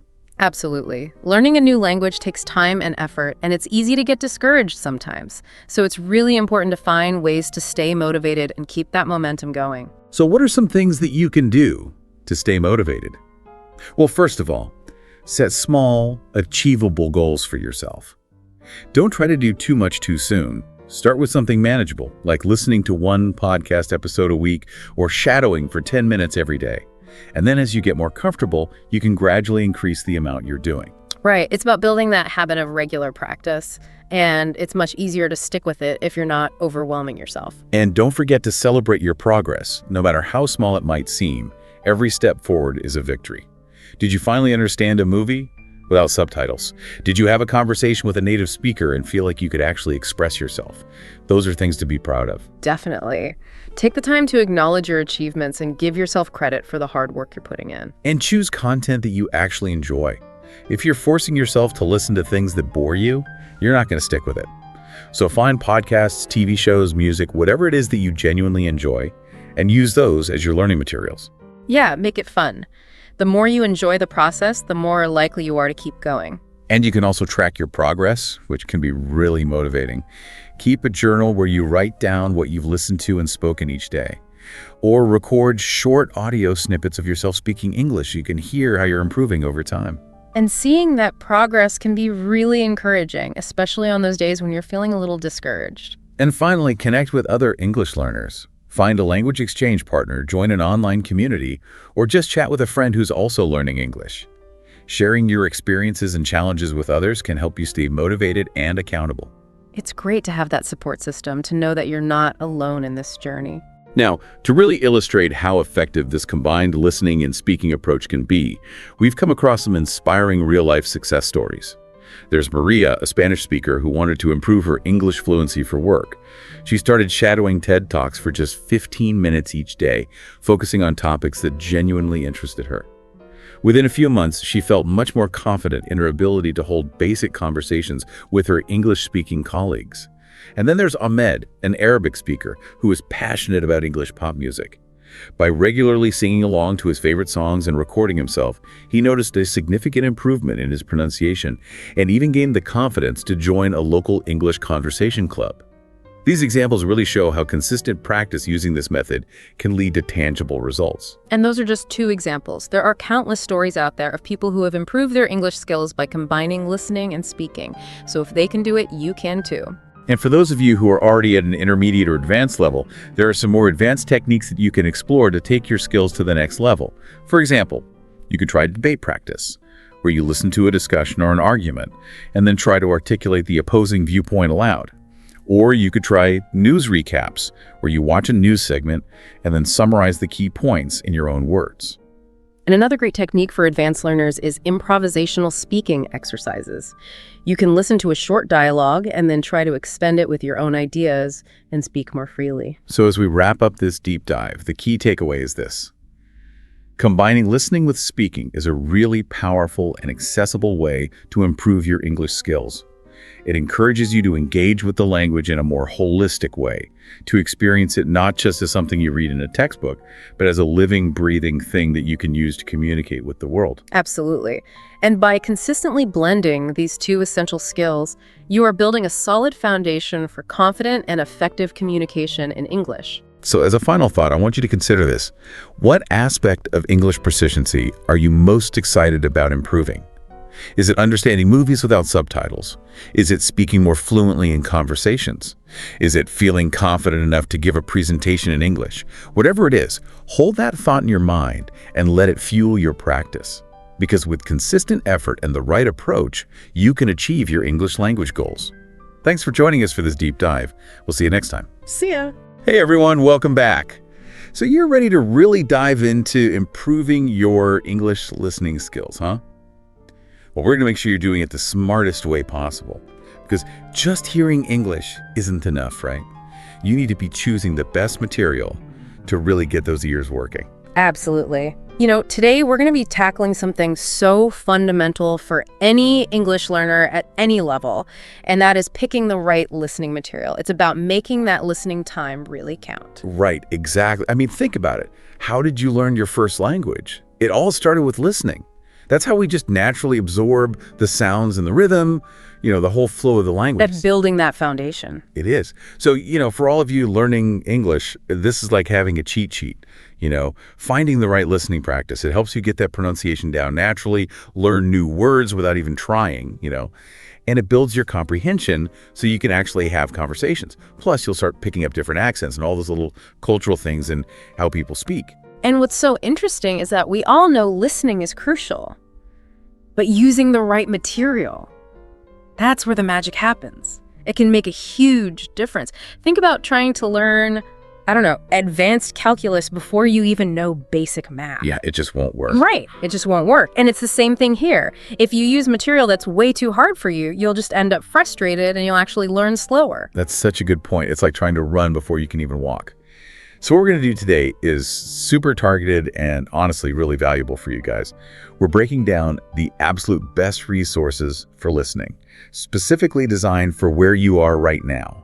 Right. Whether you're just beginning, kind of figuring things out at the intermediate level, or you're going for that total fluency. And we're going to give you the real deal, the how-to, so you can actually use these materials and get the most out of your time. Because it's not just about having the resources, it's about using them the right way. So let's start off with our beginners out there. If you're just starting your journey, dipping your toes in the English waters. The key is to find audio that's super clear and easy to understand. Right. Spoken at a speed you can follow, and focus on those basic words you need. Think of it like building that strong, sturdy foundation. Exactly. A good foundation is key. And, podcasts made for beginners, those are amazing, like All Ears English, for example. Oh, I love them. They're so good. They explain things so clearly, and they often speak a bit slower, which is so helpful when you're starting out. Yeah. They cover everyday things, even grammar, but in a way that actually makes sense. You can use what you learn right away. Practical, yeah. Yeah, super practical. Yeah. And then you have Better at English, which is like more laid-back conversations, but they still use simple words and focus on phrases you'll hear all the time. It's perfect for learning those everyday expressions. Catching those little things that native speakers say all the time. Right. And Luke's English podcast, have you heard of that one? Oh, yes. I love Luke. Luke is great. He's a British English teacher, and he has some episodes that are perfect for beginners. His pronunciation is super clear, and he's also really funny. He makes it so enjoyable. He does. And you know it's really helpful when you're using these podcasts, especially as a beginner? Keep those listening sessions short and sweet, like 5-10 minutes max. That way you won't get overwhelmed. And don't be afraid to listen to the same episode a few times. It really helps those sounds and patterns sink in. Repetition is key. It is. And it's also a good idea to write down any new words you come across. Oh, absolutely. And, try to copy how the speakers say them. Pay attention to how they pronounce those simple sounds. That makes a big difference. It does, because even simple sounds, they can be tricky when you're learning a new language.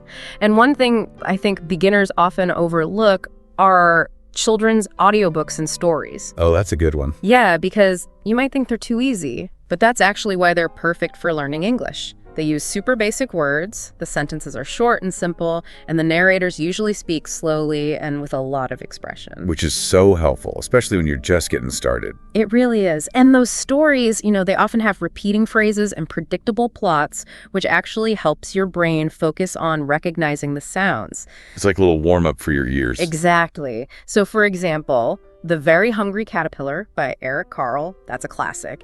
You learn words about food, numbers, and the narration is just crystal clear.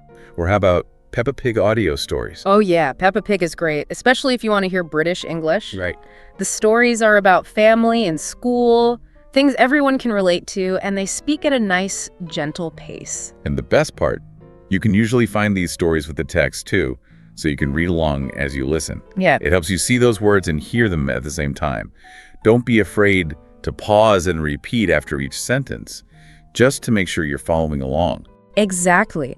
And another amazing resource for beginners, English learning apps. So many of them have audio built in, which is so convenient. So true. You've got Duolingo, Rosetta Stone, and BBC Learning English. They all have these awesome beginner exercises with short dialogues and phrases, all spoken really clearly. I love BBC Learning English. Their English at the Movies series is so fun. Oh, yeah. They take little clips from movies and explain the phrases they use, and usually you can find the transcripts too. Which is so helpful. And Duolingo stories, they're a part of the app, but they're awesome on their own.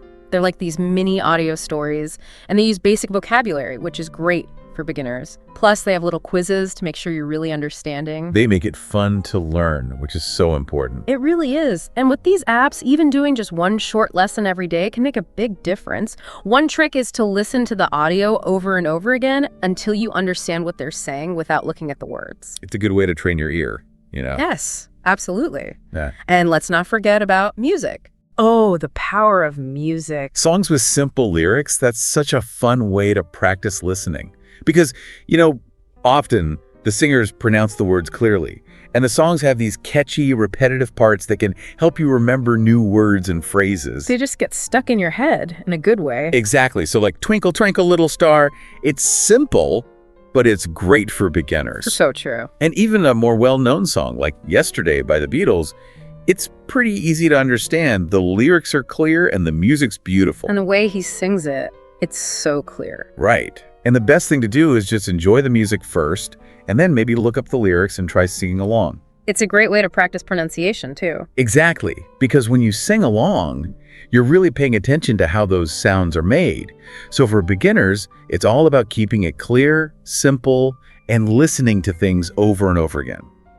Those are the things that help you understand without getting overwhelmed. But for those of you who are, let's say, a little more comfortable with English. Yeah, our intermediate learners. You guys have got a good base. Now it's time to get more confident. Start understanding those faster conversations and learn even more words. This is where you can start listening to things that sound more natural, how people actually talk. Real life conversations. Yes. So you guys can handle dialogues and a slightly quicker pace. I think podcasts like 6-Minute English from the BBC are a great fit. Oh, they're fantastic. Each episode is short and to the point. They cover all kinds of cool topics like technology or health, and they always have transcripts available. And the best part, the hosts speak clearly, but in a way that sounds more natural, like they're just chatting. Like you would with a friend, right? Exactly. Then there's The Daily from the New York Times. I know, it's a news podcast for native speakers, so it might sound a little scary at first, but hear me out. They tell these stories, often just focusing on one main event, which actually makes it manageable even for intermediate learners. You just have to concentrate a little bit. It's like listening to a really good story. Exactly. And the power of stories is that even if you don't understand every word, you can kind of guess what's going on. And a good strategy for these podcasts: listen once without looking at the transcript, just to see how much you understand. Then listen again with the transcript and try to catch the parts you missed.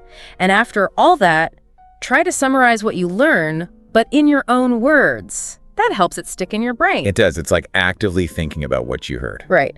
Now let's move on to something a little more visual. TV shows. Oh, TV shows. Love them. So good for intermediate learners. Why? Because you have the pictures to help you understand. Even if you don't catch every single word, you can still figure things out from what you're seeing on the screen. It's like getting extra clues. It really is. Now, a classic sitcom like Friends, it's great for this. They use everyday language, it's full of humor, and the situations are things we can all relate to. Everyone loves Friends. Right.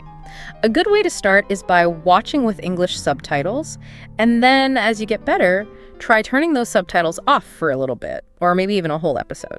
And, watch how the characters' bodies move, how their faces look. Their expressions. It all adds to the meaning of the words. And don't forget about the Great British Baking Show. That's a good one. Oh, I love that show. It's really good for intermediate learners. Everything is calm and relaxed, and they use a lot of descriptive words, especially when they're talking about baking. They really paint a picture with their words. They do. When you're watching, try to keep those sessions to about 20, 30 minutes a day so you don't get tired. Right. And if you hear a phrase you like or you think is useful, pause it, rewind it, listen again, jot down any new expressions. You'll start noticing all those little things native speakers do, like phrasal verbs. They use them all the time. Now, audiobooks. They become really cool at the intermediate stage, too. By this point, you can handle longer stories and a wider range of vocabulary. Your ears are ready for more. Exactly. A great choice is Charlotte's Web by E.B. White. It's a lovely story with a narrator who speaks clearly, and it uses slightly more advanced language than those beginner materials. Yeah, it's a step up. It is. And then there's Harry Potter and the Sorcerer's Stone, the versions narrated by Jim Dale or Stephen Fry. Their storytelling is so engaging. Oh, they bring the characters to life. They do. You'll learn some new words, even magical ones, but the story will keep you hooked. Exactly. And when you're listening to audiobooks, try to do one chapter at a time, and if you can, follow along in the actual book. Oh, that's a great tip. It really helps. Look up any words you don't know.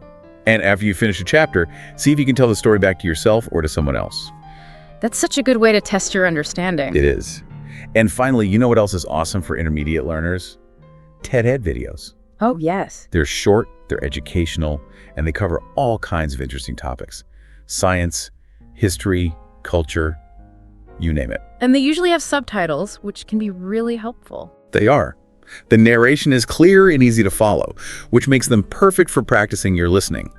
So what I recommend is watching one video, maybe 5 to 10 minutes long, and then watch it again. The first time, keep those subtitles on just to make sure you understand everything. Right. But the second time, turn them off and see how much you can follow without them. This is a great way to challenge yourself. It is. And after you've watched it, try writing a little summary of what you learned. It's a good way to see how much you remember and practice your writing at the same time. It's all about actively using those skills, right? Connecting listening with writing and speaking. Exactly. It all works together. So at the intermediate level, you're moving towards those more authentic materials, things that give you context, like videos. And you're really starting to engage with the content by repeating things and summarizing what you've learned.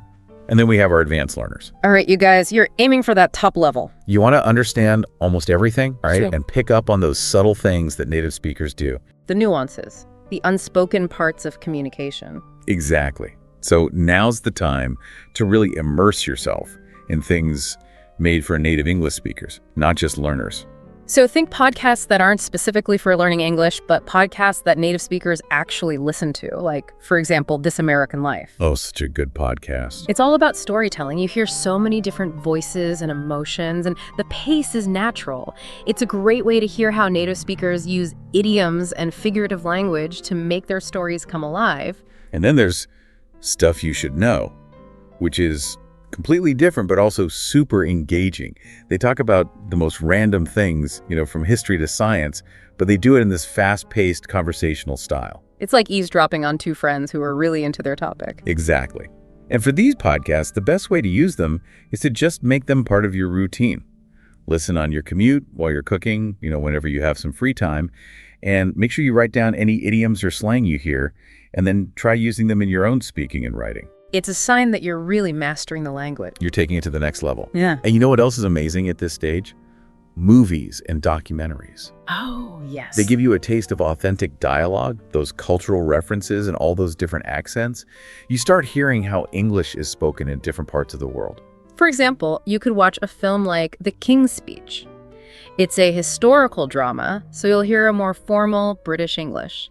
And the dialogue is so powerful and emotional. It is. Or you could try a documentary series like Planet Earth from the BBC. It's narrated by David Attenborough.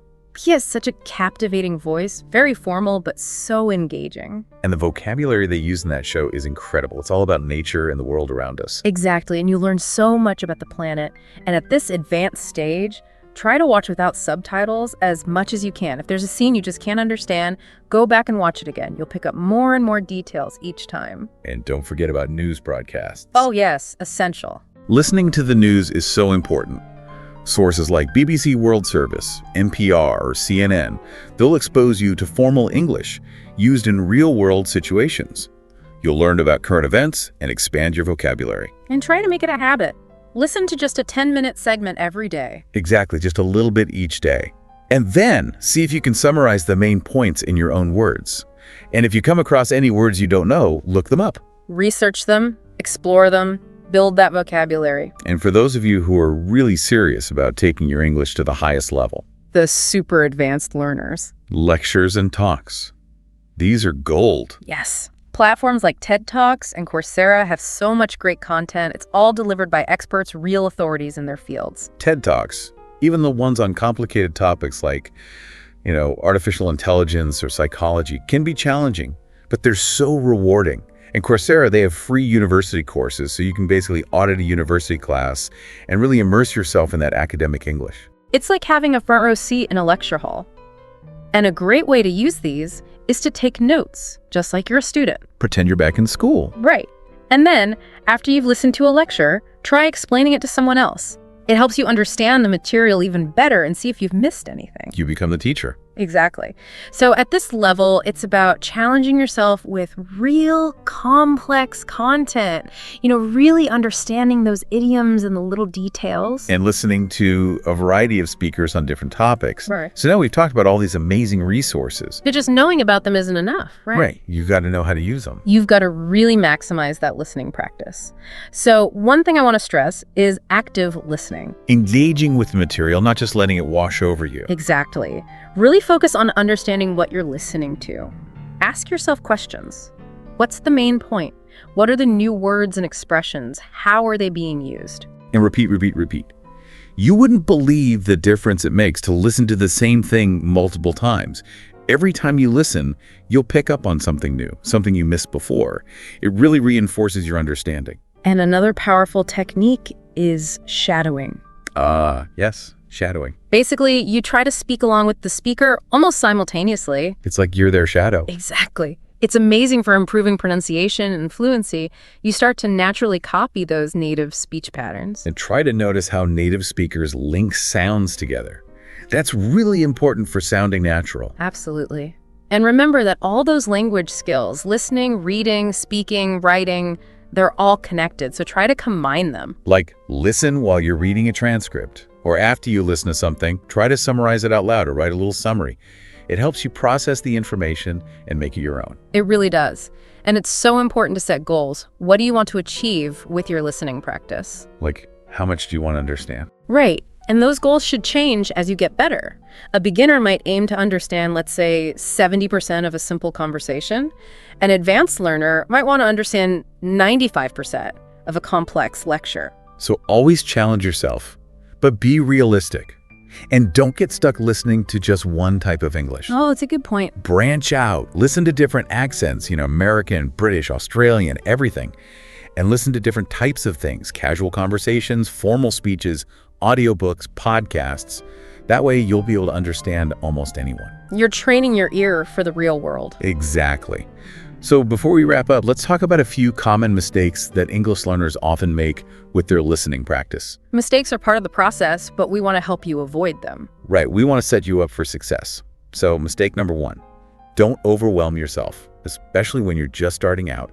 If you jump into material that's way too difficult, you're going to get frustrated and maybe even give up. It's so important to start with something manageable and then gradually work your way up to those more challenging materials. Exactly. And another thing, don't just passively listen. Oh, that's a big one. Having English playing in the background while you're doing something else, it's probably not going to help that much. You need to actively focus on the audio. Be present with the material. Engage with it. And another mistake is getting too comfortable with one accent. Maybe you love a particular teacher or podcast host, so you only listen to them. But that limits your ability to understand other accents. You need to train your ear for variety. Exactly. And finally, especially for beginners and intermediate learners, don't ditch those transcripts too early. Yes, eventually you want to understand without them. That's the goal. But transcripts are so helpful, especially in the beginning. They help you clarify what you're hearing and connect those spoken words with the written form. They're like a bridge between the two. They are. So, to sum it all up, the main takeaway is this. Choosing those listening materials that are perfect for your level and your interests, it's crucial. It makes learning more effective and so much more enjoyable. And remember, today is March 16th, 2025. That's right. And we have so many resources at our fingertips. Podcasts, apps, videos. It's incredible. So our advice to you, experiment, try different things, see what you enjoy, and track your progress. And don't be afraid to go back to those easier materials if you need a confidence boost. Exactly. And, as a little challenge for this week, think about finding one piece of listening material that's just a little bit above your current level. Push yourself a little. Exactly. Yeah. See how much you can understand, even if it's just for a short time. Yeah. You might discover some new areas where you need to grow. Or you could try something else. How about consciously adding more accents to your listening this week? Oh, that's a great idea. See how it impacts your confidence when you have real conversations in English? Exactly. Give some thought, and most importantly, happy listening. Okay, so you know how sometimes when you're trying to learn English, it can feel a little bit like, oh gosh, how am I ever gonna really get this, Yeah, definitely. But then you think about it and you're like, well, but once I do get it, the possibilities are just endless, right? It is a journey. And that's what we're talking about today. Absolutely. We're going to be talking all about active listening and how it can be such a powerful tool. It is one of the most powerful tools in your tool belt, for sure. And we're calling this a deep dive because we really want to help you understand how you can use active listening to improve your fluency. Really pick up on those cultural insights you won't find in textbooks and just become a more confident communicator in English. Yeah, because just like you were saying, it can feel like a huge mountain to climb sometimes. Yeah, it did. When you're starting out. Yeah. But if you've got the right tools and the right strategies, it becomes so much easier. So let's break it down. Okay. What exactly do we mean when we say active listening? So, you know how your ears are kind of like always open, right? They're just taking in sounds all the time. Mm-hmm. Well, passive hearing is just kind of letting those sounds wash over you without really paying attention, Oh, yeah, just sort of in one ear and out the other. Yeah, exactly. Yeah. But active listening is totally different. It's like you're consciously choosing to focus on those sounds. Like turning up the volume in your brain. Yes, exactly. Yeah. You're paying attention to the words, the tone, the emotions behind them. You're really trying to understand the meaning. Okay, so it's like being at a party, right? And there are tons of conversations going on around you, but you choose to zero in on one specific conversation. Exactly. And not only that, but you're really invested in that conversation. You want to know what they're talking about. You want to understand their perspective. So it's not just about hearing, it's about engaging with what you're hearing. Right. And that engagement makes a world of difference, especially when you're learning English. I can imagine. Why is active listening so important specifically for English language learners? Well, think about this. English isn't just one language, There are so many different accents and dialects out there. Oh, yeah, for sure. Like if you hear someone from Australia speak English, it's going to sound different from someone from the U.S. Totally. And then there are all the regional accents within those countries, too. Right, exactly. Yep. So active listening helps you become more attuned to those different ways of speaking. So it's like training your ear to be more flexible. Exactly. Yeah. So you can understand English no matter who's speaking it. That makes sense. So improved comprehension, that's one major benefit, right? Definitely. And it's not just about understanding individual words either. It's about understanding the meaning behind those words, even when you don't know every single word. So it's like reading between the lines. Yeah, exactly. And another thing is that active listening helps you build your vocabulary naturally. Okay, how does that work? Well, think about it. When you're actively listening to English, you're constantly being exposed to new words and phrases in context. It's like immersing yourself in the language, right? Exactly. It's so much more effective than just memorizing words from a vocabulary list. So you're not just learning the definition, you're learning how to actually use the word in real-life situations. Right, and that makes it so much more likely that you'll actually remember the word and be able to use it yourself. That makes total sense. Okay, so we've got improved comprehension, we've got vocabulary building.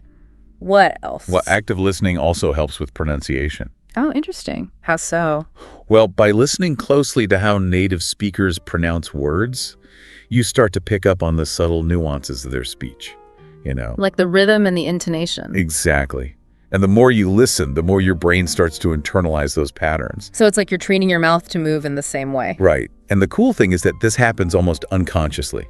Oh, wow. That's fascinating. It's like your brain is saying, okay, that's how it's supposed to sound. Let me try that. So it's like having a built-in pronunciation coach. Exactly. And as your pronunciation improves, what naturally follows is song. Exactly. When you can understand what people are saying and you can speak clearly yourself, you feel so much more confident in your English skills. Yeah, that fear of making mistakes starts to melt away. Exactly. And that opens up so many possibilities, Yeah. You're more likely to participate in conversations. You're more likely to try new things. And it's not just about the practical aspects of communication either, right? There's a deeper level to it. Absolutely.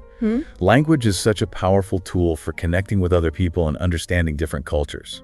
It's like a window into another world. And active listening helps you to really appreciate those cultural nuances. So it's not just about what people are saying, it's about how they're saying it. Right. You start to pick up on the humor, the slang, the little things that make each culture unique.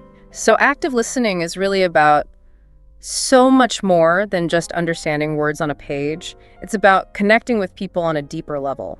Exactly. And it's one of the most rewarding aspects of language learning. Okay, so we've talked about all the amazing benefits of active listening, but I'm sure there are some challenges too, especially for English learners. So for sure, there are definitely some hurdles along the way. Like what? Well, one of the biggest challenges is the speed of native speech. Oh yeah, sometimes it feels like they're speaking a million miles a minute. Right. And they tend to blend words together, which can make it even harder to understand. Okay, so give me an example. So like if someone says, "What are you doing?" in casual conversation, it might sound more like, "What you're doing." Oh, wow. Yeah, that's a big difference. Right. So it takes some practice to train your ear to pick up on those blended sounds. And then there's the whole issue of accents and dialects. Oh yeah, that can be a big one. Like you were saying before, English is spoken all over the world, and each region has its own unique way of pronouncing words. Exactly. And some accents are more difficult to understand than others. So what are some examples of accents that English learners might find tricky? Well, British English can be tough for some learners, especially if they're used to American English. Yeah, even simple words like water can sound totally different. Right. And then there are accents like Scottish or Irish, which can be really challenging at first. And it's not just about the pronunciation either, right? Yeah. Sometimes the grammar and vocabulary can be different too, depending on the region. Exactly. So it's like you're learning multiple languages within one language. Oh man, that's a lot to process. It is, but it's also part of what makes English so interesting. And it's a great reminder that you don't have to understand every single word to get the gist of what someone is saying. Exactly. Context is key. Okay, so we've got speed, we've got accents. What else makes active listening challenging? Well, real-life conversations rarely happen in perfect silence, right? Yeah, there's always some kind of background noise. Exactly. Whether it's traffic or music or other people talking, it can all make it harder to focus on what you're trying to listen to. So it's like trying to have a conversation at a rock concert? Pretty much. And then, of course, there's the issue of limited vocabulary. Oh, yeah. If you don't know a word, it can really throw you off. It's like hitting a brick wall. You're trying to figure out what that word means, and in the meantime, you've missed half the conversation. And I imagine all of this can be pretty mentally exhausting. Absolutely. Active listening is a real workout for your brain. especially when you're a beginner. So it's important to be patient with yourself and not get discouraged if you feel overwhelmed. Exactly. It takes time and practice to develop your active listening skills. Okay, so we've talked about the challenges. Now let's focus on solutions. What are some practical strategies that our listeners can use to improve their active listening skills? Well, one of the best things you can do is to start with content that's appropriate for your level. Okay, so don't try to run before you can walk. Exactly. If you're a beginner, start with something simple, like children's cartoons or podcasts that are specifically designed for English learners. Those are great because they usually speak at a slower pace and use simpler vocabulary. Right. And as you get more comfortable, you can gradually move on to more challenging content. Well, TV shows are a great next step. Sitcoms are particularly good because they use a lot of everyday language. well, yeah, and they're usually pretty funny, which makes it more enjoyable to watch. And once you're feeling really confident, you can start watching movies, documentaries, news broadcasts, things like that. So it's all about finding content that you enjoy and that challenges you just enough. Exactly. And another great tip is to use subtitles. Oh, yeah. Those can be really helpful, especially at first. Right. You can start with subtitles in your native language and then gradually switch to English subtitles as you improve. And eventually you might even be able to watch without any subtitles at all. That's the goal. Okay, so we've got content, we've got subtitles. What else? Another great strategy is to use the chunking method. Okay, what's that? So basically, you take a short piece of audio, like maybe 3 to 5 minutes long, and you listen to it multiple times with a different focus each time. So it's like breaking it down into smaller pieces. Exactly. On the first listen, you just try to get the general idea of what the audio is about. Then on the second listen, you focus on specific words or phrases that you want to learn. And on the third listen, you pay attention to things like pronunciation, intonation, and grammar. So it's a way of really dissecting the audio and getting the most out of it. Exactly. And it's a great way to train your ear to pick up on those subtle details. And it's also less overwhelming than trying to understand a whole hour-long podcast in one go. Right. It's about quality over quantity. Okay, so chunking is another great strategy. What else can our listeners do? Well, there's a technique called shadowing, which is super effective. Okay, I've heard of that. Tell me more.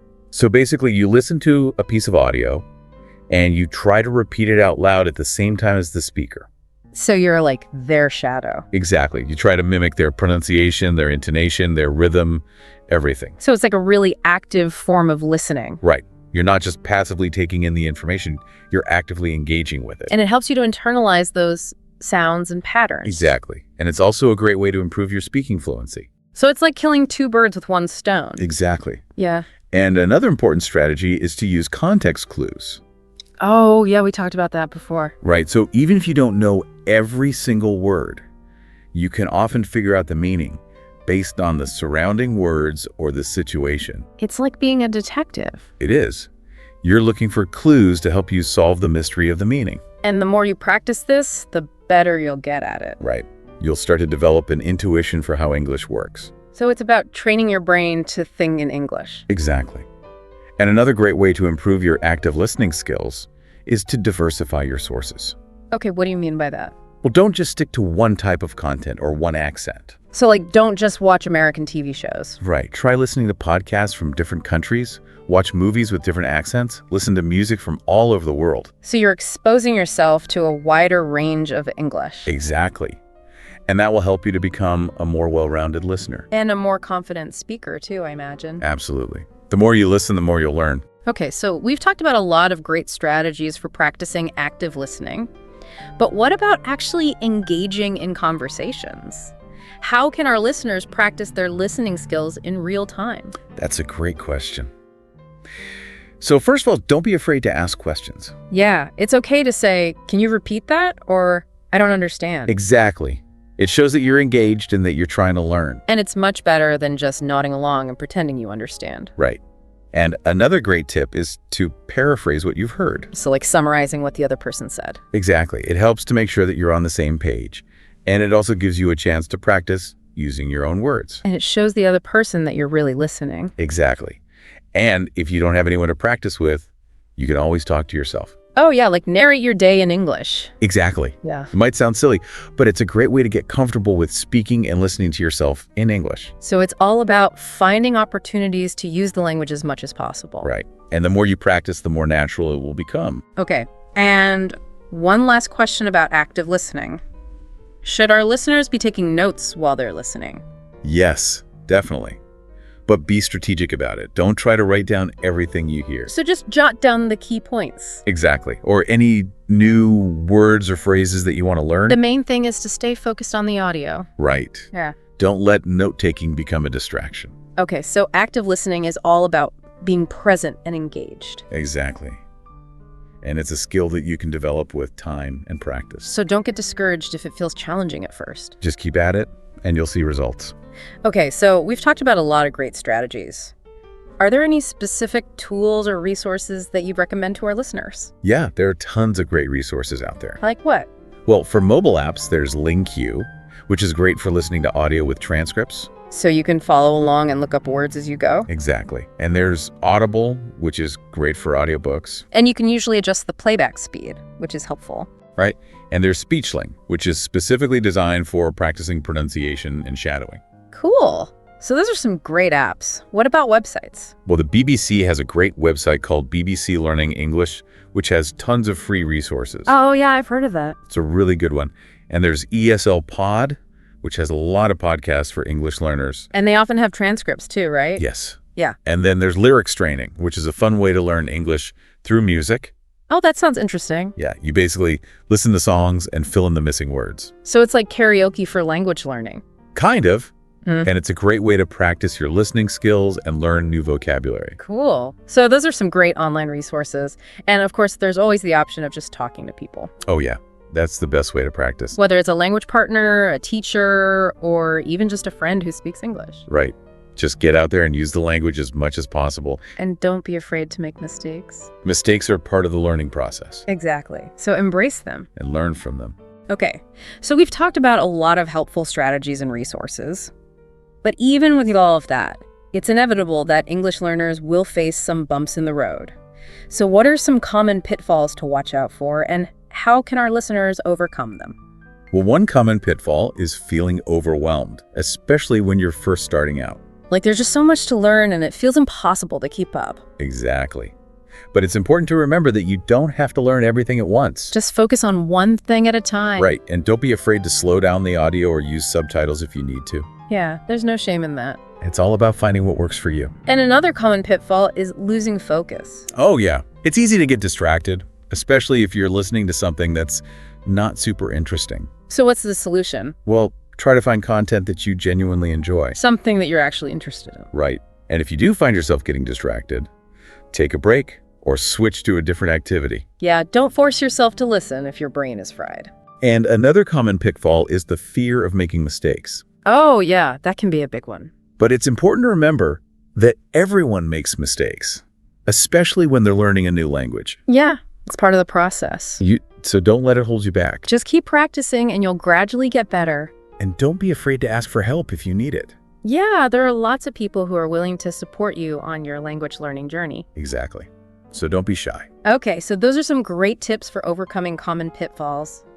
But how can our listeners know if their active listening skills are actually improving?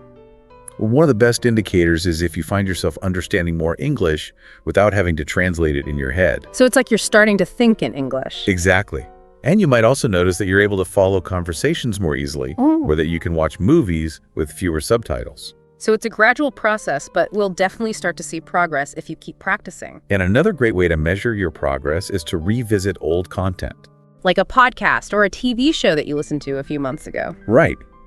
If you find that you understand it much better now than you did before, that's a clear sign that your active listening skills are improving. Awesome. So active listening really is a key ingredient for success in English language learning. Absolutely. It's a skill that will benefit you in all aspects of your life. So to wrap things up, what's our main takeaway for our listeners today?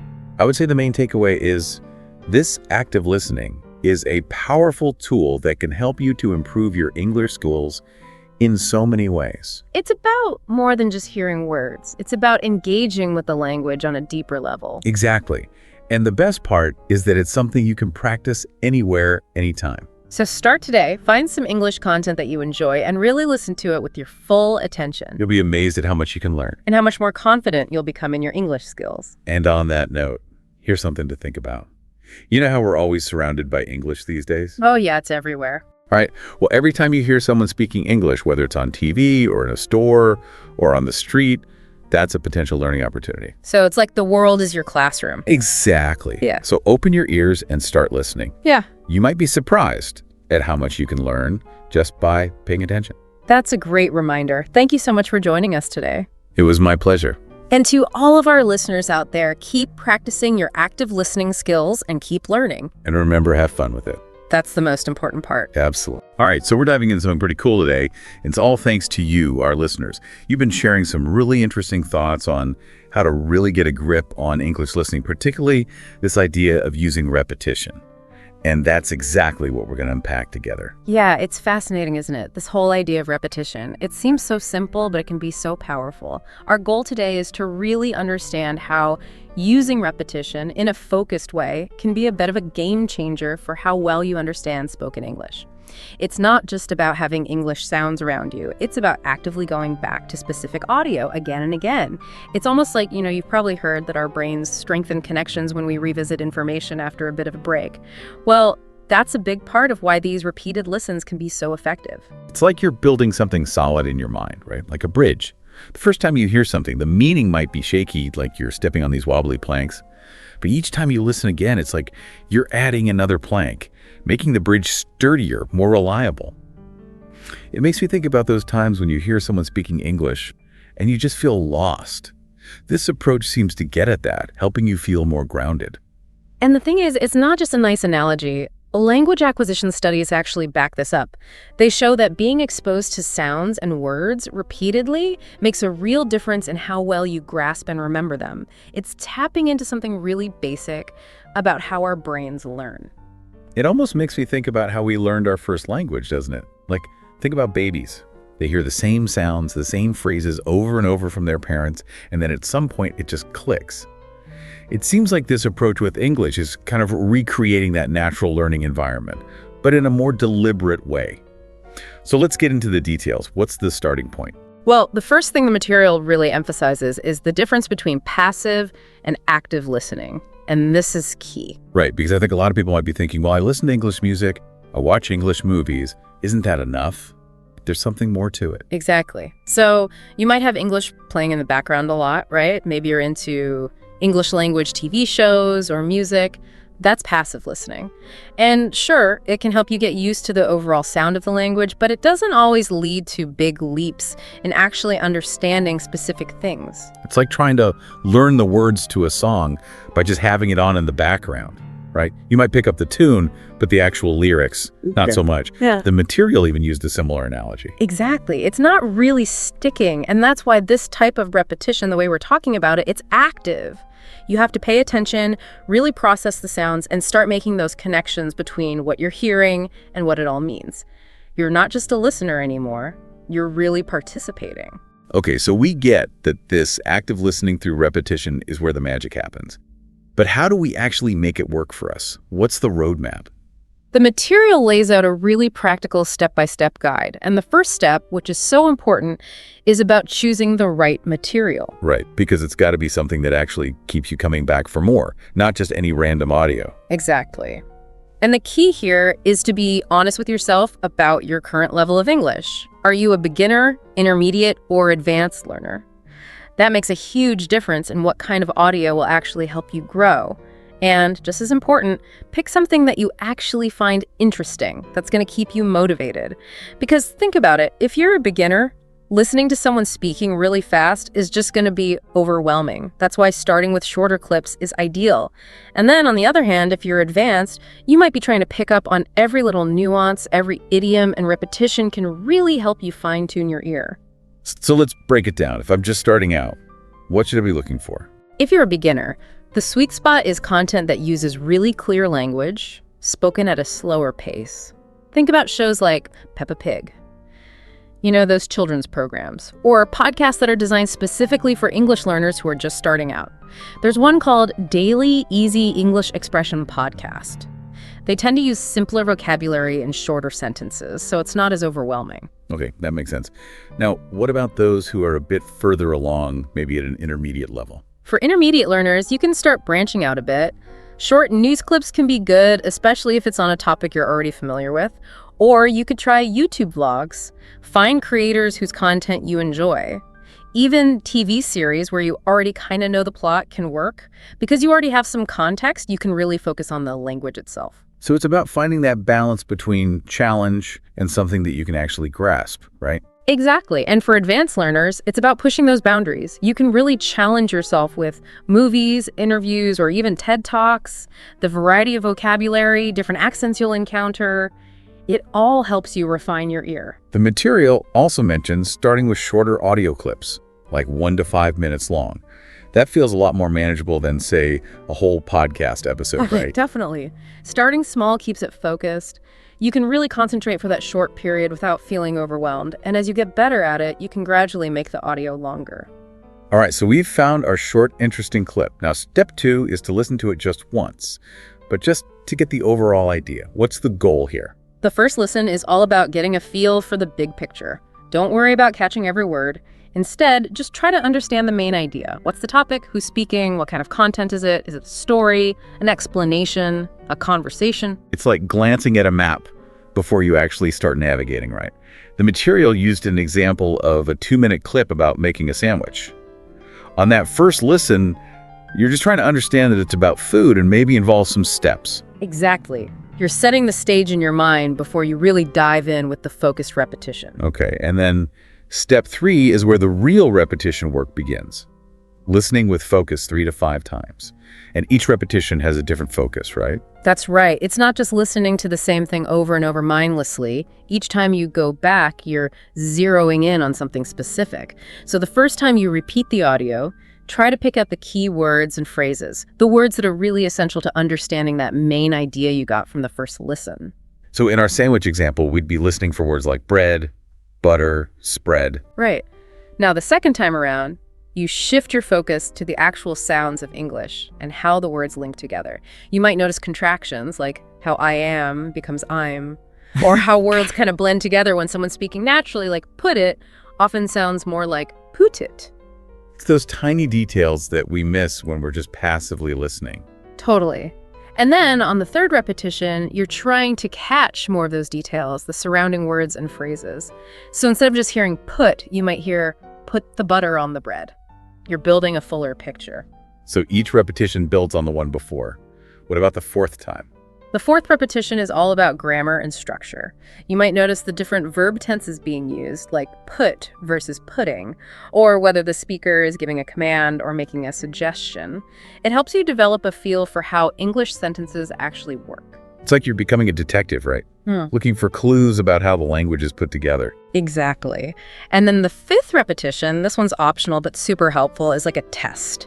See how much you can remember. Can you repeat a sentence or two in your head? Can you guess what word's coming next? It really makes you engage with the material. And the material emphasizes not rushing through these repetitions.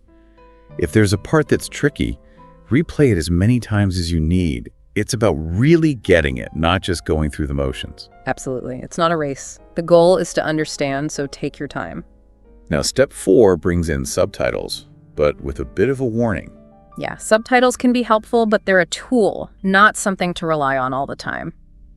The idea is to connect the sounds you're hearing with the written form of the words. It can help reinforce what you're learning and boost your vocabulary. It's like having a visual backup, right? Exactly. But the advice is to use them strategically. Beginners might need them more often, while intermediate and advanced learners should try to use them sparingly, just for those words or phrases that are really tripping them up. And what's really important is to listen again without subtitles after you've used them. You want to train your ear to work on its own. Right. The subtitles are there to help you bridge the gap, but the ultimate goal is to understand the spoken English directly. Now, step 5 introduces something called shadowing, which sounds pretty interesting. Shadowing is a fantastic technique. It's basically repeating out loud what you're hearing in the audio. And the key is to try and do it at the same time as the speaker, matching their speed and rhythm. It's like you're creating a shadow with your voice. And a little tip here, when you're trying to match their speed, try to pay attention to their intonation as well. That's the way their voice goes up and down, and it can change the meaning of what they're saying. So if they say, first you take 2 slices of bread, I would repeat that immediately after, trying to sound like them. Exactly. It can feel a little weird at first, but stick with it. It really sharpens your listening and helps you speak more naturally. And it makes sense that it might feel awkward at first, but the encouragement is to keep practicing. It's a skill, right? Yeah, definitely. Like any skill, it takes time and practice. Don't get discouraged if it feels strange in the beginning. Keep at it, and it will become more natural. And finally, step 6 is all about review and expansion. Once you feel like you've really got a good grasp on an audio clip, come back to it the next day and see how well you remember it. This helps solidify your learning. And then you can gradually start working with longer or slightly more challenging material as you improve. It's about building momentum and always pushing yourself a little further. And building that consistency, making listening a regular part of your routine. It's like working a muscle. Exactly. Even short, regular sessions are better than sporadic, long ones. Make it a habit. Now, the material also gives a sample plan for a week using a 2-minute cooking video, how to make a perfect omelet. Right. So this plan lays out what to do each day. From listening for the main idea to focusing on sounds, using subtitles, shadowing, even writing down what you hear and then reviewing. By the end of the week, you should notice a big improvement in how well you understand that clip. And then you can move on to something new, maybe how to boil pasta, and repeat the process. It's a cycle of learning and expanding your skills. I like that. It's clear and actionable. And the cool thing is, they predict that by the end of the week, you'll notice those individual words and phrases becoming clearer. It's really motivating to see that progress. It keeps you going. Now, let's be real. The word repetition might not sound super exciting, but the material gives some great tips for keeping it fun and engaging. Because no one wants to get bored, right? Especially when learning. Right. So the first tip is to mix things up. Don't just stick to one type of audio. Try podcasts, music, dialogues from movies, anything that catches your interest. You know, listening to a song like Twist and Shout can be great for getting a feel for the rhythm of English. And then maybe you switch to a podcast on a topic you love to learn new vocabulary. It's like cross-training for your ears. And another good tip is to set goals. Aim for understanding, say, half of the content after 3 listens, then maybe 80% after 5. It gives you something to work towards. Absolutely. Tracking your progress is so motivating. And there are tons of tools that can help. Apps like Audible or LinkU, even YouTube let you loop audio, which is super handy for repetition. And don't forget about friends. Maybe you can listen to the same audio together and quiz each other. It adds a fun social element to the learning. And rewards. Don't underestimate them. Give yourself something you enjoy after you finish a few sessions. The more you enjoy it, the more likely you are to stick with it. But of course, there are also some traps to avoid. The material points those out as well. Because we don't want to sabotage ourselves, right? Exactly. So one big mistake is overdoing it in one sitting. Listening to the same clip 20 times in a row is a recipe for burnout. Stick to those 3 to 5 focused listens per session. Quality over quantity, for sure. Another common trap is relying too much on translations. We're trying to connect directly with the English, not go through a mental translation process every time. Right. Constantly looking things up can actually slow you down. You want to develop that instinct for understanding English directly. And like we talked about before, don't jump into something way too difficult. It's got to be challenging, but not so hard that you get discouraged. And lastly, no multitasking while you're doing your focused listening. It sounds obvious, but it's so important. Really give your full attention to the audio. That's how you really absorb it. Now, beyond just understanding spoken English better, the material highlights how repetition can boost your confidence, which is huge. Yeah, because confidence is such a big part of language learning, right? When you feel confident, you're more likely to try, to speak up, to keep going. Absolutely. And as you keep exposing yourself to English, those sounds and phrases that once felt foreign and confusing start to become familiar. That familiarity reduces self-doubt. The material used the example of I'm gonna go. At first, it might sound jumbled, but with repetition, you start hearing it everywhere, and it's like, oh, that's what they're saying. It's like your brain is getting used to the landscape of the language. Exactly. And repetition also helps with accents. When you listen to a variety of speakers with different accents, your ear gets trained to understand the meaning, regardless of how it's pronounced. It's a huge confidence booster. And the material shares some really inspiring stories of people who've used repetition successfully. I love those real-life examples. They make it so much more relatable. Right. So we hear about Maria, a beginner from Spain. She used short clips from the 6-Minute English podcast with repetition, and within a week, she noticed a big improvement in her listening. And then there's Ahmed, an intermediate learner from Egypt. He used friends to really understand the humor and flow of conversations. And then there's Lee, an advanced learner from China, who used TED Talks to improve her listening for professional situations. It's so cool to see how it works for people at different levels with different goals. Yeah, it's proof that it can work for anyone. The key is consistency and dedication. It doesn't matter where you start or what your goals are, repetition can help you get there. And the material also points out that repetition isn't just about listening. It actually supports other skills too, right? Absolutely. Shadowing helps with pronunciation. Writing down what you hear builds vocabulary and spelling. Discussing the content improves speaking. It all works together. Now, I'm sure people were wondering, how long does this take? When can I expect to see results? Well, it depends on your level, how much effort you put in, the material you choose, but the material gives some rough estimates. Beginners might see some progress in a few weeks, maybe understanding a bit more of a clip after a month. Intermediate learners, maybe within a couple of months, they can follow casual conversations more easily. And even advanced learners who are focusing on really specific things like accents or complex topics might see a difference within 6 months or so. It's not an overnight thing, but with time and effort, the results will come. So patience and persistence are key, just like with anything else worth learning. And the recommendation is to aim for 15 to 30 minutes a day. That feels doable, right? Definitely. It's about making it a regular part of your routine. So if you're ready to give repetition a try, the message is clear. It can really help transform that initial confusion about spoken English into clarity and confidence. It's about taking control of your listening, making it active, and using this simple but powerful tool to unlock a whole new level of understanding. And the easiest way to get started is to just take action. Choose a short audio clip, something fun and engaging, and listen to it 5 times using those focused repetitions we talked about. Make it a daily habit. It might sound basic, but it's incredibly effective. It's how babies learn. It's how musicians master their craft. It's a secret weapon for mastering English listening. Repetition might not be fancy or flashy, but it gets the job done. Give it a try, and you might be surprised at how far it takes you on your English learning journey. Absolutely. It's all about taking that first step and seeing where this journey takes you. Thanks for joining us for this deep dive, and we'll catch you in the next one. Until next time.